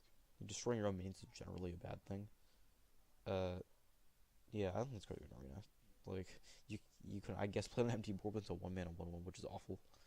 And if you play it on a board with something you don't want to destroy, then that's not good. Like, you can't play it on a board if you have like non-synergistic minions on it. So I guess it's like a 1.5 in arena. Alright, Wailing Fellhand. 3-mana 3/6. Whenever this minion takes damage, discard a random card, and it's a demon. Okay. This card is hard to evaluate. First instinct is you could discard your whole hand with this card. That's really bad. Discarding your hand is bad. But there are decks, discard Warlock with the quest. Maybe you want to be discarding your whole hand. Like, I don't play the deck, so I don't know, but like there could be scenarios where you actually just want to discard your whole hand and get all the synergies with like Silverberg Golem and all that out. And then hopefully just like this card is pretty solid if you have the Malchazar Zimp on board too. Like, cycling out your entire hand is usually pretty good. Especially if you have like those discard synergies like Silverberg Golem. I think people still like this card is awful. Really, this is one of the lowest rated cards of the set. I think. Where is it? It's not even here. What? This card isn't even on. Okay, Wailing Fellhand. Yeah. This card isn't even on this. What? There's no way. That's a spell wrong or something. Now I have to find this. Sorry for. Okay, I can't find it. They just didn't even put it on the survey. Okay. Fellhand. It's not here. Okay, that's unfortunate. Okay, I kind of want to see what people thought about this card, but it's not on the survey. Yeah. So the big downside with this card, obviously, is you can't play it outside discard Warlock, absolutely, because you just have the potential to discard your entire hand, which is not good. The card, if you have no cards in hand, the card is a 3-mana 3/6, which is quite good. It's also a demon. This card has such a huge downside, but it has enough potential implications where I'm going to give it a 2, I think. This card, it could be worse. In arena, discarding your whole hand, you have much less likely to have synergy, and discarding your whole hand is bad. Again, so I say this card's a 1 in arena. I do not want this card in my deck. Drain Soul, 2-mana spell, Lifesteal, deal 2 damage to a minion. Freaking whatever the other not Siphon Soul. Drain Life, Power Creep. This is strictly better than Drain Life, actually. Just because it stacks with spell damage, so you can deal 3 damage of spell damage, and you also gain 3 life. This card seems good. Drain Life is already like actually not that bad a card, right? Like, it removes a small dude and gains like an incremental amount of life. There are definitely worse cards than Drain Life. And this card is 1 less mana and strictly better. Like, I will play this every day in Reno Walk, I think. Yeah, I think this is good enough to be played in Reno Walk. If there's a control Warlock deck with like new card Defile, I think you'd probably play this card. This card's solid. I'm gonna give it a 3. It's probably like a 3 in arena too. Yeah, maybe like a 2.5. Dealing 2 is not a huge effect. You can get the spell damage though, and it's constructed. It's pretty good. Alright, time to get to the big Warlock card. Probably the most important. Maybe the single most important card in the set is Defile. It's a 2-mana spell. It deals 1 damage to all minions, and if any die, you cast it again. Okay. I really like this card a lot. I think like most people do, right? Like, Defile is maybe one of the highest rated cards in the expansion. It's the 3rd highest rated. The thing with this card is it takes so much skill and thoughtful planning to use effectively that it's like super good for the design. It's like the design of the game, right? Like, it's a very skill-based card, which I think is good. They're designing these cards for like the actually good players, not like me, to be able to use this card to its full potential.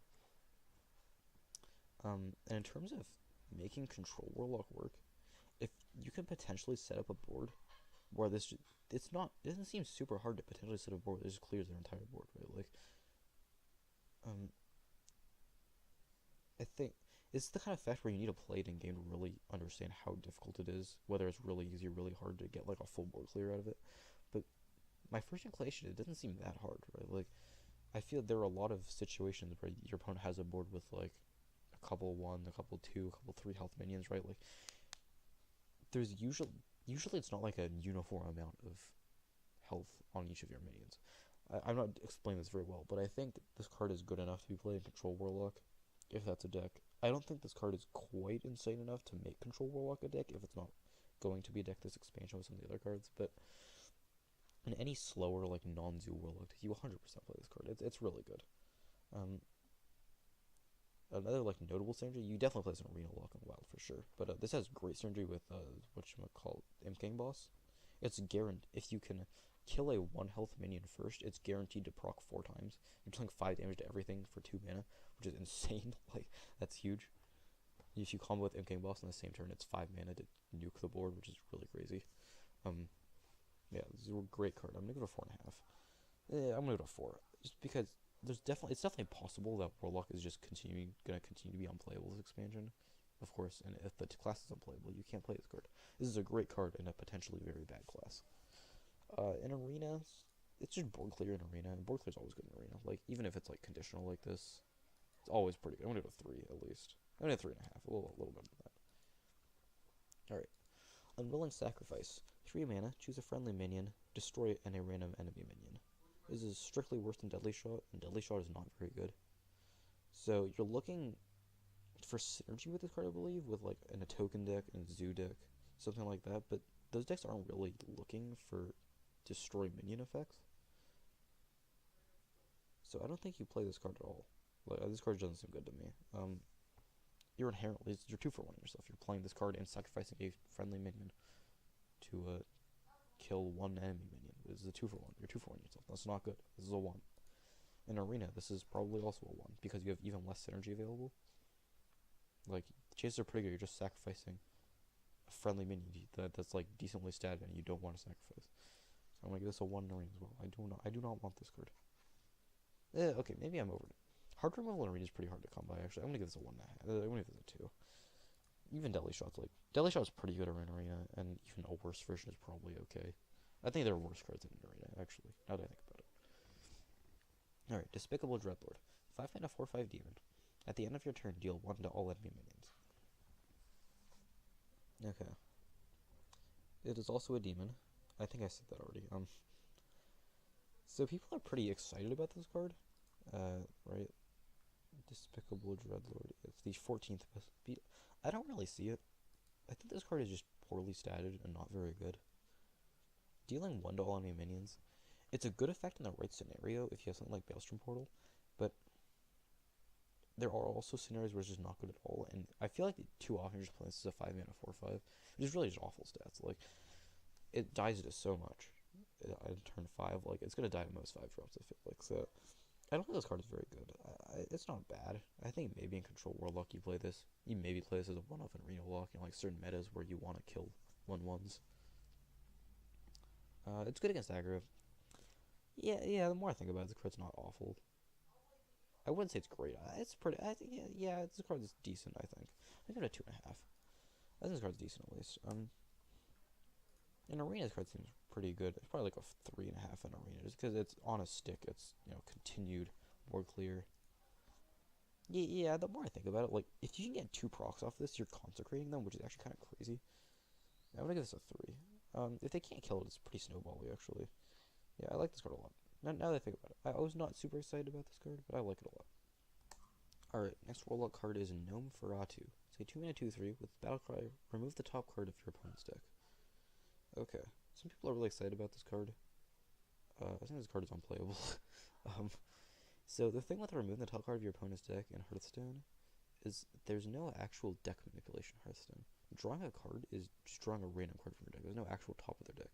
This card could easily say discard a random card from your opponent's deck or discard the bottom card of your opponent's deck. It doesn't matter. Every card draw effect in Hearthstone is actually just taking a random card from your deck. So without any deck manipulation, you don't actually know what's on top of their deck. So even against a combo deck, like, sure, you could remove one of their combo pieces, but you have a even higher likelihood of just removing one of their not combo pieces and giving them a higher likelihood of drawing one of their combo pieces by removing one of their not combo pieces, right? Like, it's also like a one-time effect. If it were like an end of turn or start of turn effect and you could snowball it and do it over and over again, maybe this sees play, but like, it's only a one-time effect. I don't think this sees any play, really.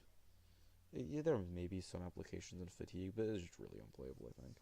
Let me get this a 1, alright. I'm gonna get this a 1.5 constructed. In arena, it's a 2 mana 2/3 with an irrelevant ability. I'm gonna give it 2. Treachery, 3 mana spell. Choose a friendly minion. Your opponent gains control of it. Okay. This card is probably a meme. I hope Donate Warlock becomes a thing, because Donate is one of my favorite magic cards. It's like just a stupid effect. I like playing, what's this dude, Zedru EDH. That's pretty fun. But yeah, there really aren't enough synergy cards to really take advantage of this, I feel like. Like, the cards you really want to donate are probably the Wailing Fell Hands to make your opponent discard their entire deck. The Bomb Squad, like the 5 mana 2/2, that lets you kill something, then when it dies, you take 5 damage. And then I think the big one is the Wailings. The Rattling Rascal. So you get a 5/5, and then you donate to them, and when it dies, you get another 5/5. That's like a potentially game-winning play, I guess, but it's a 2-card combo, and you need to have like on curve for it to be any good, really. It's super inconsistent.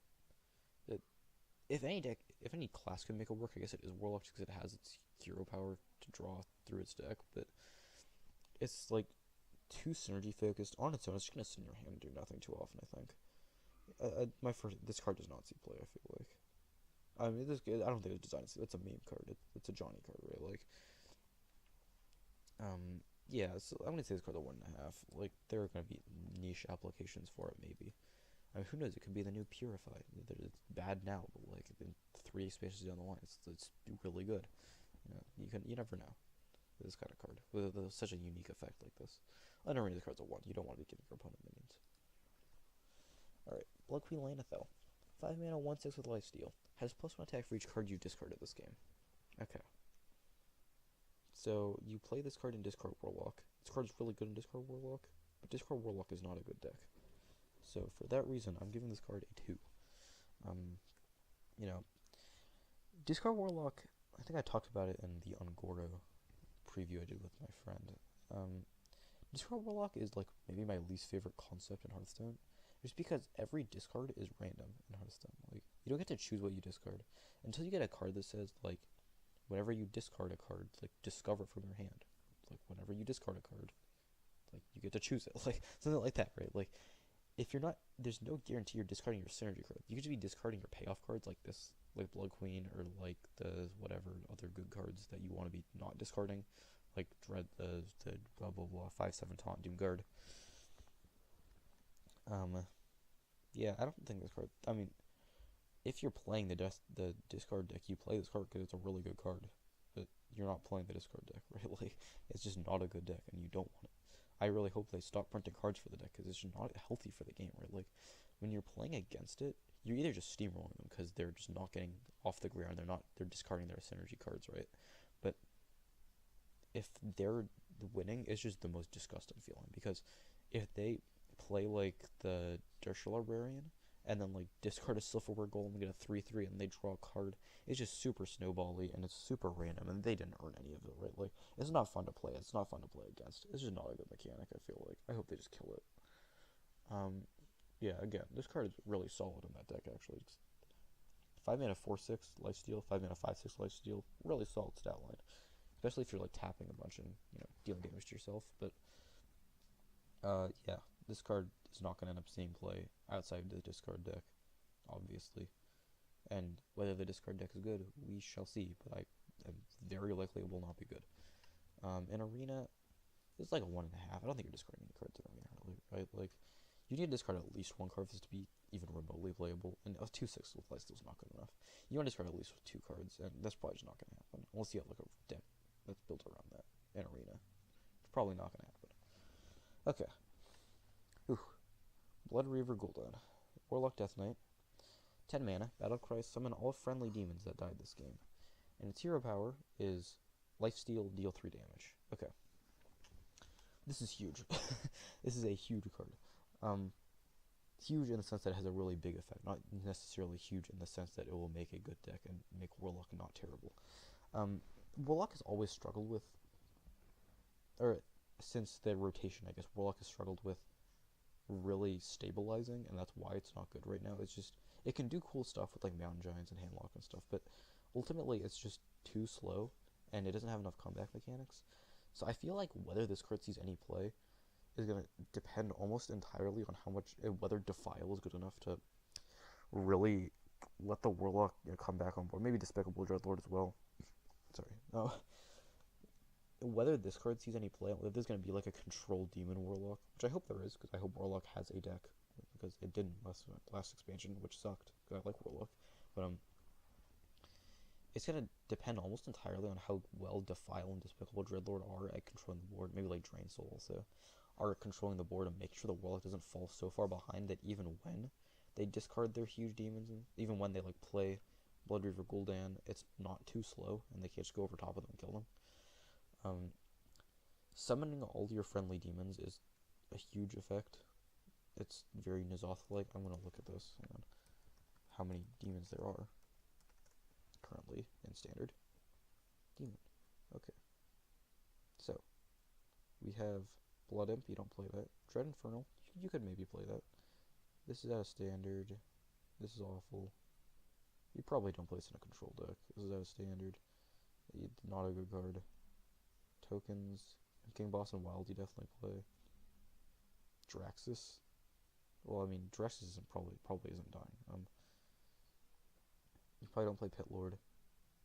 Yeah, okay, actually now that I look at it, there's not a whole lot of demons like you want to be putting in your deck, right? Like, so theoretically, the demons you're putting in this kind of deck are Despicable Dreadlord and Abyssal Enforcer and maybe Voidwalker. I think those are the only demons that are actually worth playing. All the other demons are just like not enough on curve, they're too gimmicky. Or they kill you faster, which is bad. So I mean, playing this and like resummoning 6/6s and 4/5s is pretty solid, but like it's not insane.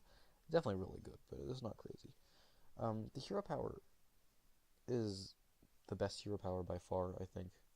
It's not flashy, it doesn't do like really cool stuff or synergistic stuff, but it's just super solid. Dealing 3 and gaining 3 every turn is probably worth about 3 mana if you look like something like Bash. And every turn, you just 6-point life swing every turn for 2 mana, and you have to be doing it every turn because it's such a powerful ability. It's crazy. It's super good. I think this card's crazy. Not the card. I don't think the card is crazy, actually. I take that back. I think the hero power is crazy. I think the card itself is really slow, and it's going to be hard for Warlock to get to 10 mana. And even when the Warlock gets to 10 mana, yeah, okay, when the Warlock gets to 10 mana, it's not like you win the game, but it's pretty hard to beat the Warlock. You have to have like hard board clear to clear all the demons that summon from the Battlecry. And then also, he's grinding you out the entire game with 6-point life swings every turn. It's pretty hard to come back from. So, I think this card's pretty solid. Again, it depends on how good Defile and Despicable Dreadlord are at controlling the board in the mid and late game, in the mid and like early game, to see if you even have enough time to play Blood Reaver Gul'dan. So I'm gonna card a 3. I'm excited. I hope it's good because I like the design of the card. I like slow Warlock. It's one of my favorite styles of the deck. In Arena, you either just play the card just for the hero power in Arena. You're probably not gonna have that much synergy, but it's okay. I give it a 3 in Arena as well. Maybe a little, maybe a 2.5. You're probably not gonna have that many demons. All right. That's all the Warlock cards. I kind of want to see how the community rate this. So Blood Reaver Gul'dan is the 11th highest rated card. Defile is the 3rd, and Despicable Dreadlord is the 14th. Yeah, so those are kind of the same cards I thought would be good. How good did they think Gnome Feratu was? Okay, I thought it was pretty bad as well, with a lot of deviation. Yeah, I think this. What about Drain Soul? I'm kind of curious. Drain Soul's maybe just doesn't have enough power. I thought yeah, okay, I can see that. It's a middling card.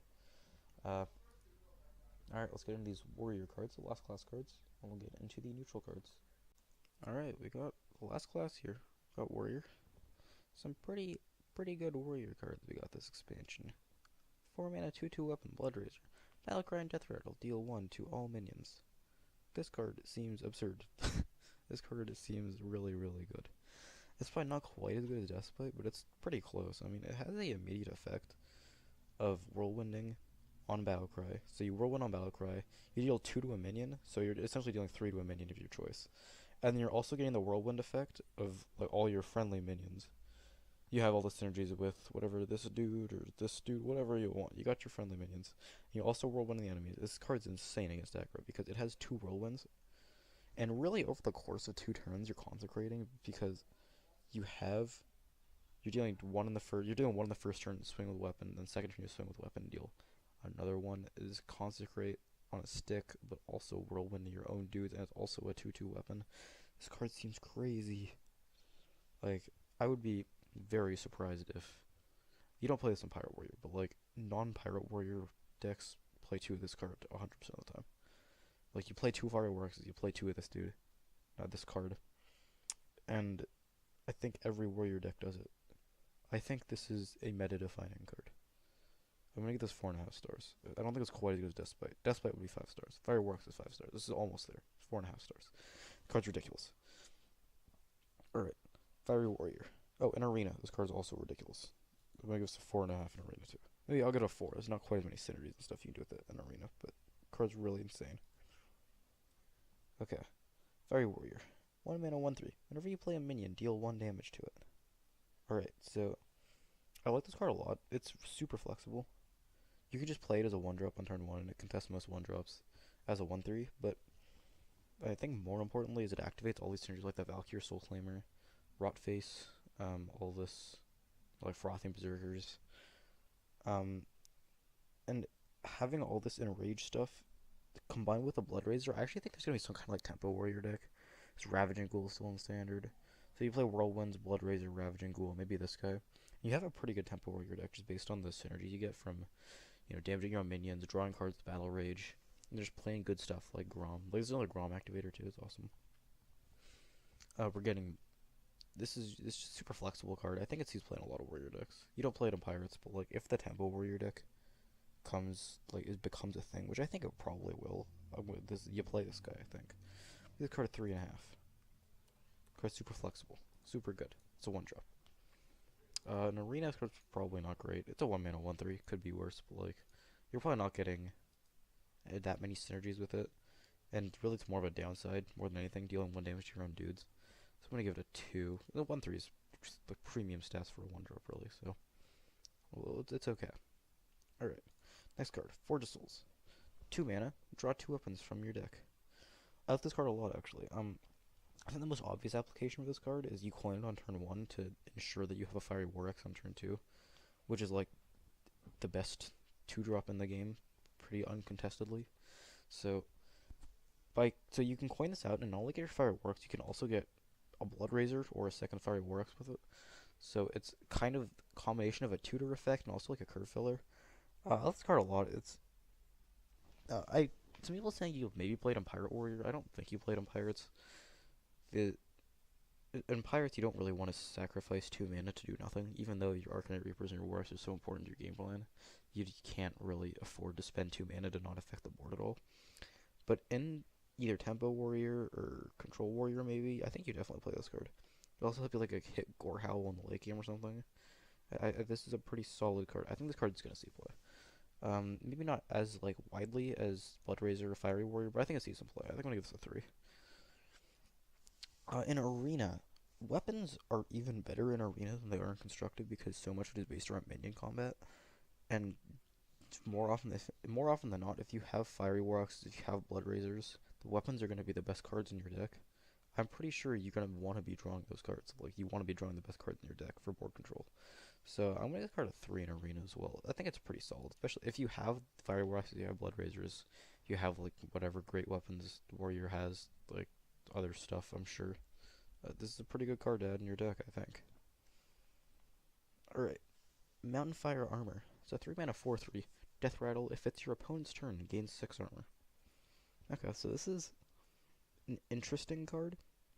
Ultimately, I think the 2 abilities it has kind of conflict with one another, just because a 4/3 is a pretty like aggressively statted minion. Like, you're gonna want to be using it to trade for the most part. And like aggro decks are just gonna go over top of this. They're not gonna trade into it because they don't want you getting the armor if they're playing an aggro deck, right? So it has kind of have like a defensive ability, but really more of an offensive card, I guess. Um, yeah, it's not going to be very often where your opponent's trading into this on their turn because they don't want you getting that armor, unless they don't care about armor. They're playing like control matchup. So for the most part, you're trading this on your turn, and really, it's not great. Like at 3 mana 4/3, and if you get the 6 armor, it's a solid card. But ultimately, I don't. This is like just not quite good enough. If you play like the Tempo Warrior deck, I don't think this. I don't think this quite has the synergy with that deck that you might need. It's probably not good enough for Control Warrior. They're not really looking for like on curve 3 drops to play. It's a solid card. I don't think it ends up seeing play though. I'm gonna give this a 2. An Arena's card is pretty good. 3 mana 4/3 is solid, and you can potentially get the armor. Armor's not super relevant in Arena, but like you never turn down free life, so I'm gonna give this a 3. Back your Soul Claimer. Okay, I'm excited about this card. I think it's pretty good. It's 3 mana 1/4. When this minion survives damage, summon a 2/2. Okay, so the big thing with this expansion is the Blood Razor and the Fiery Warrior are enabling so many of these Tempo Warrior strategies that like play off of damaging your own minions and the synergy that gives you. And this is really one of the payoff cards for that, because if you have a Fiery Warrior on board, you can play this, and it's just a 3 mana 1/3 with a 2/2. You can play this and then proc your Blood Razor by swinging with it to kill the weapon, and it enables this. You can also play Blood to Ichor on it, which gives you a 1/3 and 2/2/2s for 4 mana, which is pretty solid. There's just a lot of different ways to activate it. Activate the 2/2s every turn, and it's not like a super flashy card, I guess, but even just popping out a 2/2, like if you get 2/2/2s out of this card, you're getting your mana's worth. It's a 3 drop, so I think this card is definitely good enough to see play in some kind of Tempo Warrior deck. I'm excited to play the deck. I think even just the Blood Razor alone makes it good enough, but like the Fiery Warrior as well. These 2 cards enable so many more like enraged strategies that kind of deviate from the standard. I'm playing Pyro Warrior or I'm playing Control Warrior. It's kind of a middle ground, like a tempo mid-range deck. And there was a tempo mid-range deck like a year ago in Karazhan, I think, maybe before that, like Old Gods. But it never like super caught on a whole lot. So I'm excited to see this deck kind of like rise to prominence. I think because Blood Race is just such an insane card. It's just so solid in every scenario. It enables so many of these strategies. Alright, what did I give this card? I'm giving this a 3.5. I think it's a role player and what's going to be a pretty good deck. In Arena, this card's probably not very good just because you don't have as many synergies with it. In the right deck, it can be crazy, but I think ultimately it's just not going to be in the right deck often enough. I'm going to give it a 2. Alright, Death Revenant. 5 mana 3/3, Battlecry, gain +1/+1 for each damage minion. Okay, this card's interesting, but so you want to be comboing it with some kind of Whirlwind effect, obviously, either Blood Razor or Whirlwind or Ravaging Ghoul, to ensure. I think this card has potential, but it's really kind of clunky, honestly, just because. First of all, for this card to be worth it at all, you need to have 3 procs on it. So not only to be 3 minions on board, you also need to have a Whirlwind effect for it, which is like far from guaranteed. You need to play it beforehand as well. So if you're not if there aren't enough minions on board, this isn't a good card. Either it works for both friendly and enemy minions, but if there aren't enough minions on board, it doesn't work. If you don't have the Whirlwind effect, it doesn't work. You have to have those 2 come together. So for 6 mana, like best case scenario, you get like a 6 mana 7/7 or something like that, which is okay. It's not great. And the best case scenario is you get like a 6 mana whatever, like 20/20, but not 20, like a 15/15 for 6 mana. Well, obviously that's not gonna happen. It's gonna happen like once in however long. This card does get better the more token decks that are in the meta. This card does get better just because you can use all your Whirlwind effects, and they're being more. They buff the Death Revenant more, and they have more effect on the Whirlwind effects have more effect on the token decks. So I think this deck it's a solid card, but I'm not sure you play it in the Tempo Warrior deck because they just get stuck in your hand a lot. I feel like if you don't have an activator, if you don't have like a Whirlwind activator, it's just not a good card. You need to. I think you need to be at least a 6/6, maybe at least a 7/7 for this to be worth it. I'm gonna say this is a 2. I wouldn't be surprised if it sees play. I'm gonna say it's 2.5. I think I wouldn't be surprised if it sees play in the Tempo Warrior decks, but I also wouldn't be surprised if it doesn't see play. um, in Arena, this card seems okay in Arena, just because you're trading stuff off so much. You can have this be a 5/5, like you just damage one of your dudes and one of their dudes, and there's a 5/5. I mean, you're kind of jumping through hoops to get a vanilla minion, though, is a problem. I think this is mediocre. I mean, I'm gonna go to 2. Alright, bring it on. 2 mana, gain 10 armor, reduce the cost of minions or hand by 2. Okay, I think this is a tech card, really, against, like, face decks, I guess, Pirate Warrior, maybe, like, Freeze Mage. But ultimately, this card is just so bad in matchups that aren't hyper aggro and, like, mage decks that it's not worth playing at any point, I feel like.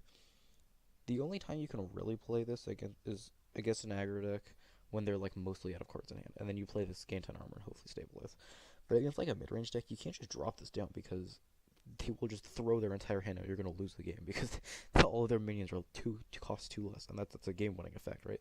So you need to actually, like, analyze how much, like, what deck they're playing, how many minions they're playing, and, you know, what are the chances that they have this minion in hand if they have this many cards in hand.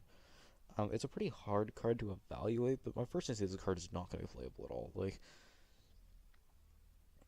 you know, strictly life gain cards tend to not be very good. Like, yes, there's some exceptions like Earth and Scales, but that's just because Jade Druid is so good at making really big dudes.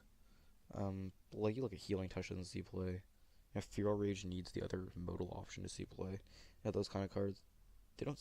And like Ironhide doesn't see play. This is twice of Ironhide, but it also comes with a huge downside, right? I don't think this sees any play. I'm gonna give this a 1. I would be very surprised this sees good play.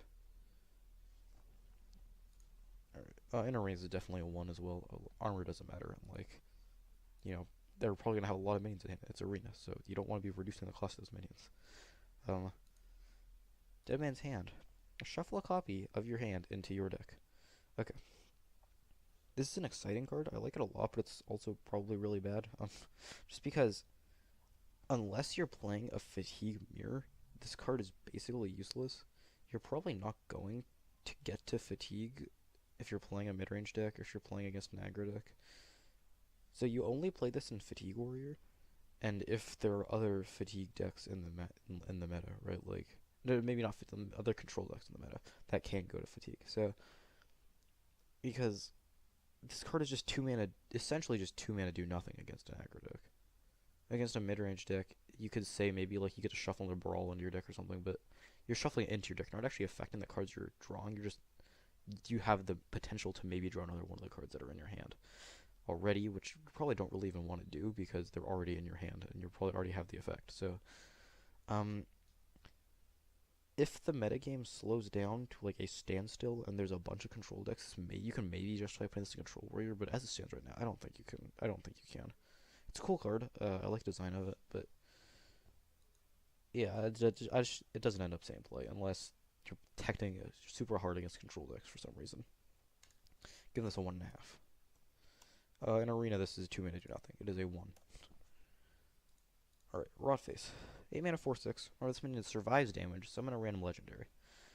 Okay, so random legendaries are not great right now. There are a lot of pretty bad legendaries in Standard, actually, in terms of, like, summoning from a random effect. And I was talking a lot about the Tempo Warrior deck with, like, Valkyrie Soulflamer and all the Whirlwind effects, and, like, Frothing Berserkers and stuff. I don't know if this is good enough to make the cut in that deck, just because it's so variable. And you're playing an 8 mana 4/6 that just dies to everything, right? Like, by turn 8, they're going to have a way to deal 6 damage, whether it's on board or through hand, like, damage or destruction effects, right? So, I think this card doesn't see play. It's too slow, it's too variable. If it were, like, consistently, like, whenever this minion takes damage, summon a 5/5, as opposed to like, summon a random legendary. Like, sure, there's more upside. You can summon Deathwing or something, but you can also just summon Patches. Like, that's not what you want to be doing. Yeah, I think this card doesn't see play. It's just too variable. And you see it with, like, a lot of random legendary cards. There's just too much variance in what you can possibly get. So, I'm going to say this is a 1.5. You can maybe just put it in, like, Tempo Warrior as a joke, but, like, I would not recommend that. In Arena, it's probably like, okay. It's pretty slow, and you need some synergies to make it work. But like, if you can proc it, the random legendary is probably like good enough to the point where like it makes up for the low stat line. Um, and the overall card quality in Arena is pretty significantly worse. They may not have removal for it. I give it a 2. Alright, last class card. Scourge Lord Garrosh. The 8 mana Battlecry with a 4/3 Shadowborn that also damages adjacent minions. And the hero power is Whirlwind. Okay. So this card is, the turn it comes into play, you're dealing 4 damage to at least 1 minion, which is kind of huge actually, just because it makes them think about their minion placement, but also it has the potential to 3-for-1 them just the turn it comes into play, which is actually enormous. Like, it's such a powerful effect damaging adjacent minions as well, that this card is almost good enough just as an 8 mana get a 4/3 Shadowborn. Like, I would play 8 mana, get a 4/3 Shadowborn, and get 5 armor. Um, it's pretty similar to the Paladin hero power, the Paladin Death Knight rather, where it's not really about the hero power. Like, the hero power is helpful and it works towards your strategy, but really just having immediate impact on board and gaining a little bit of life is such a powerful effect. I think I would be surprised this card doesn't see play in at least Tempo Warrior. Just because the hero power is so beneficial towards Tempo Warrior. I'm gonna say this card's a 3.5. I think this card's pretty good in the deck. Again, like a lot of Death Knights, it's actually not really a build-around card. It just fits in the deck so well that I think it just fits the gameplay in the deck so well that you have to play it, right? Like, it's a great finisher. It's not really even a finisher, actually. It's just an additional way to activate all your synergies. And yeah, Shadowborn's like a great way to control board. It's not necessarily a finisher. It can also just go face for 12 damage. Like, that can happen. In Arena, this is a solid 4, I think. The weapon's just insane. Weapons are good in Arena. The water is wet. That's it for class cards. Next video is going to be the neutral cards. We're gonna start with neutral commons, then go all the way through to the neutral legendaries. Thanks for watching, everybody. I hope you have a good one.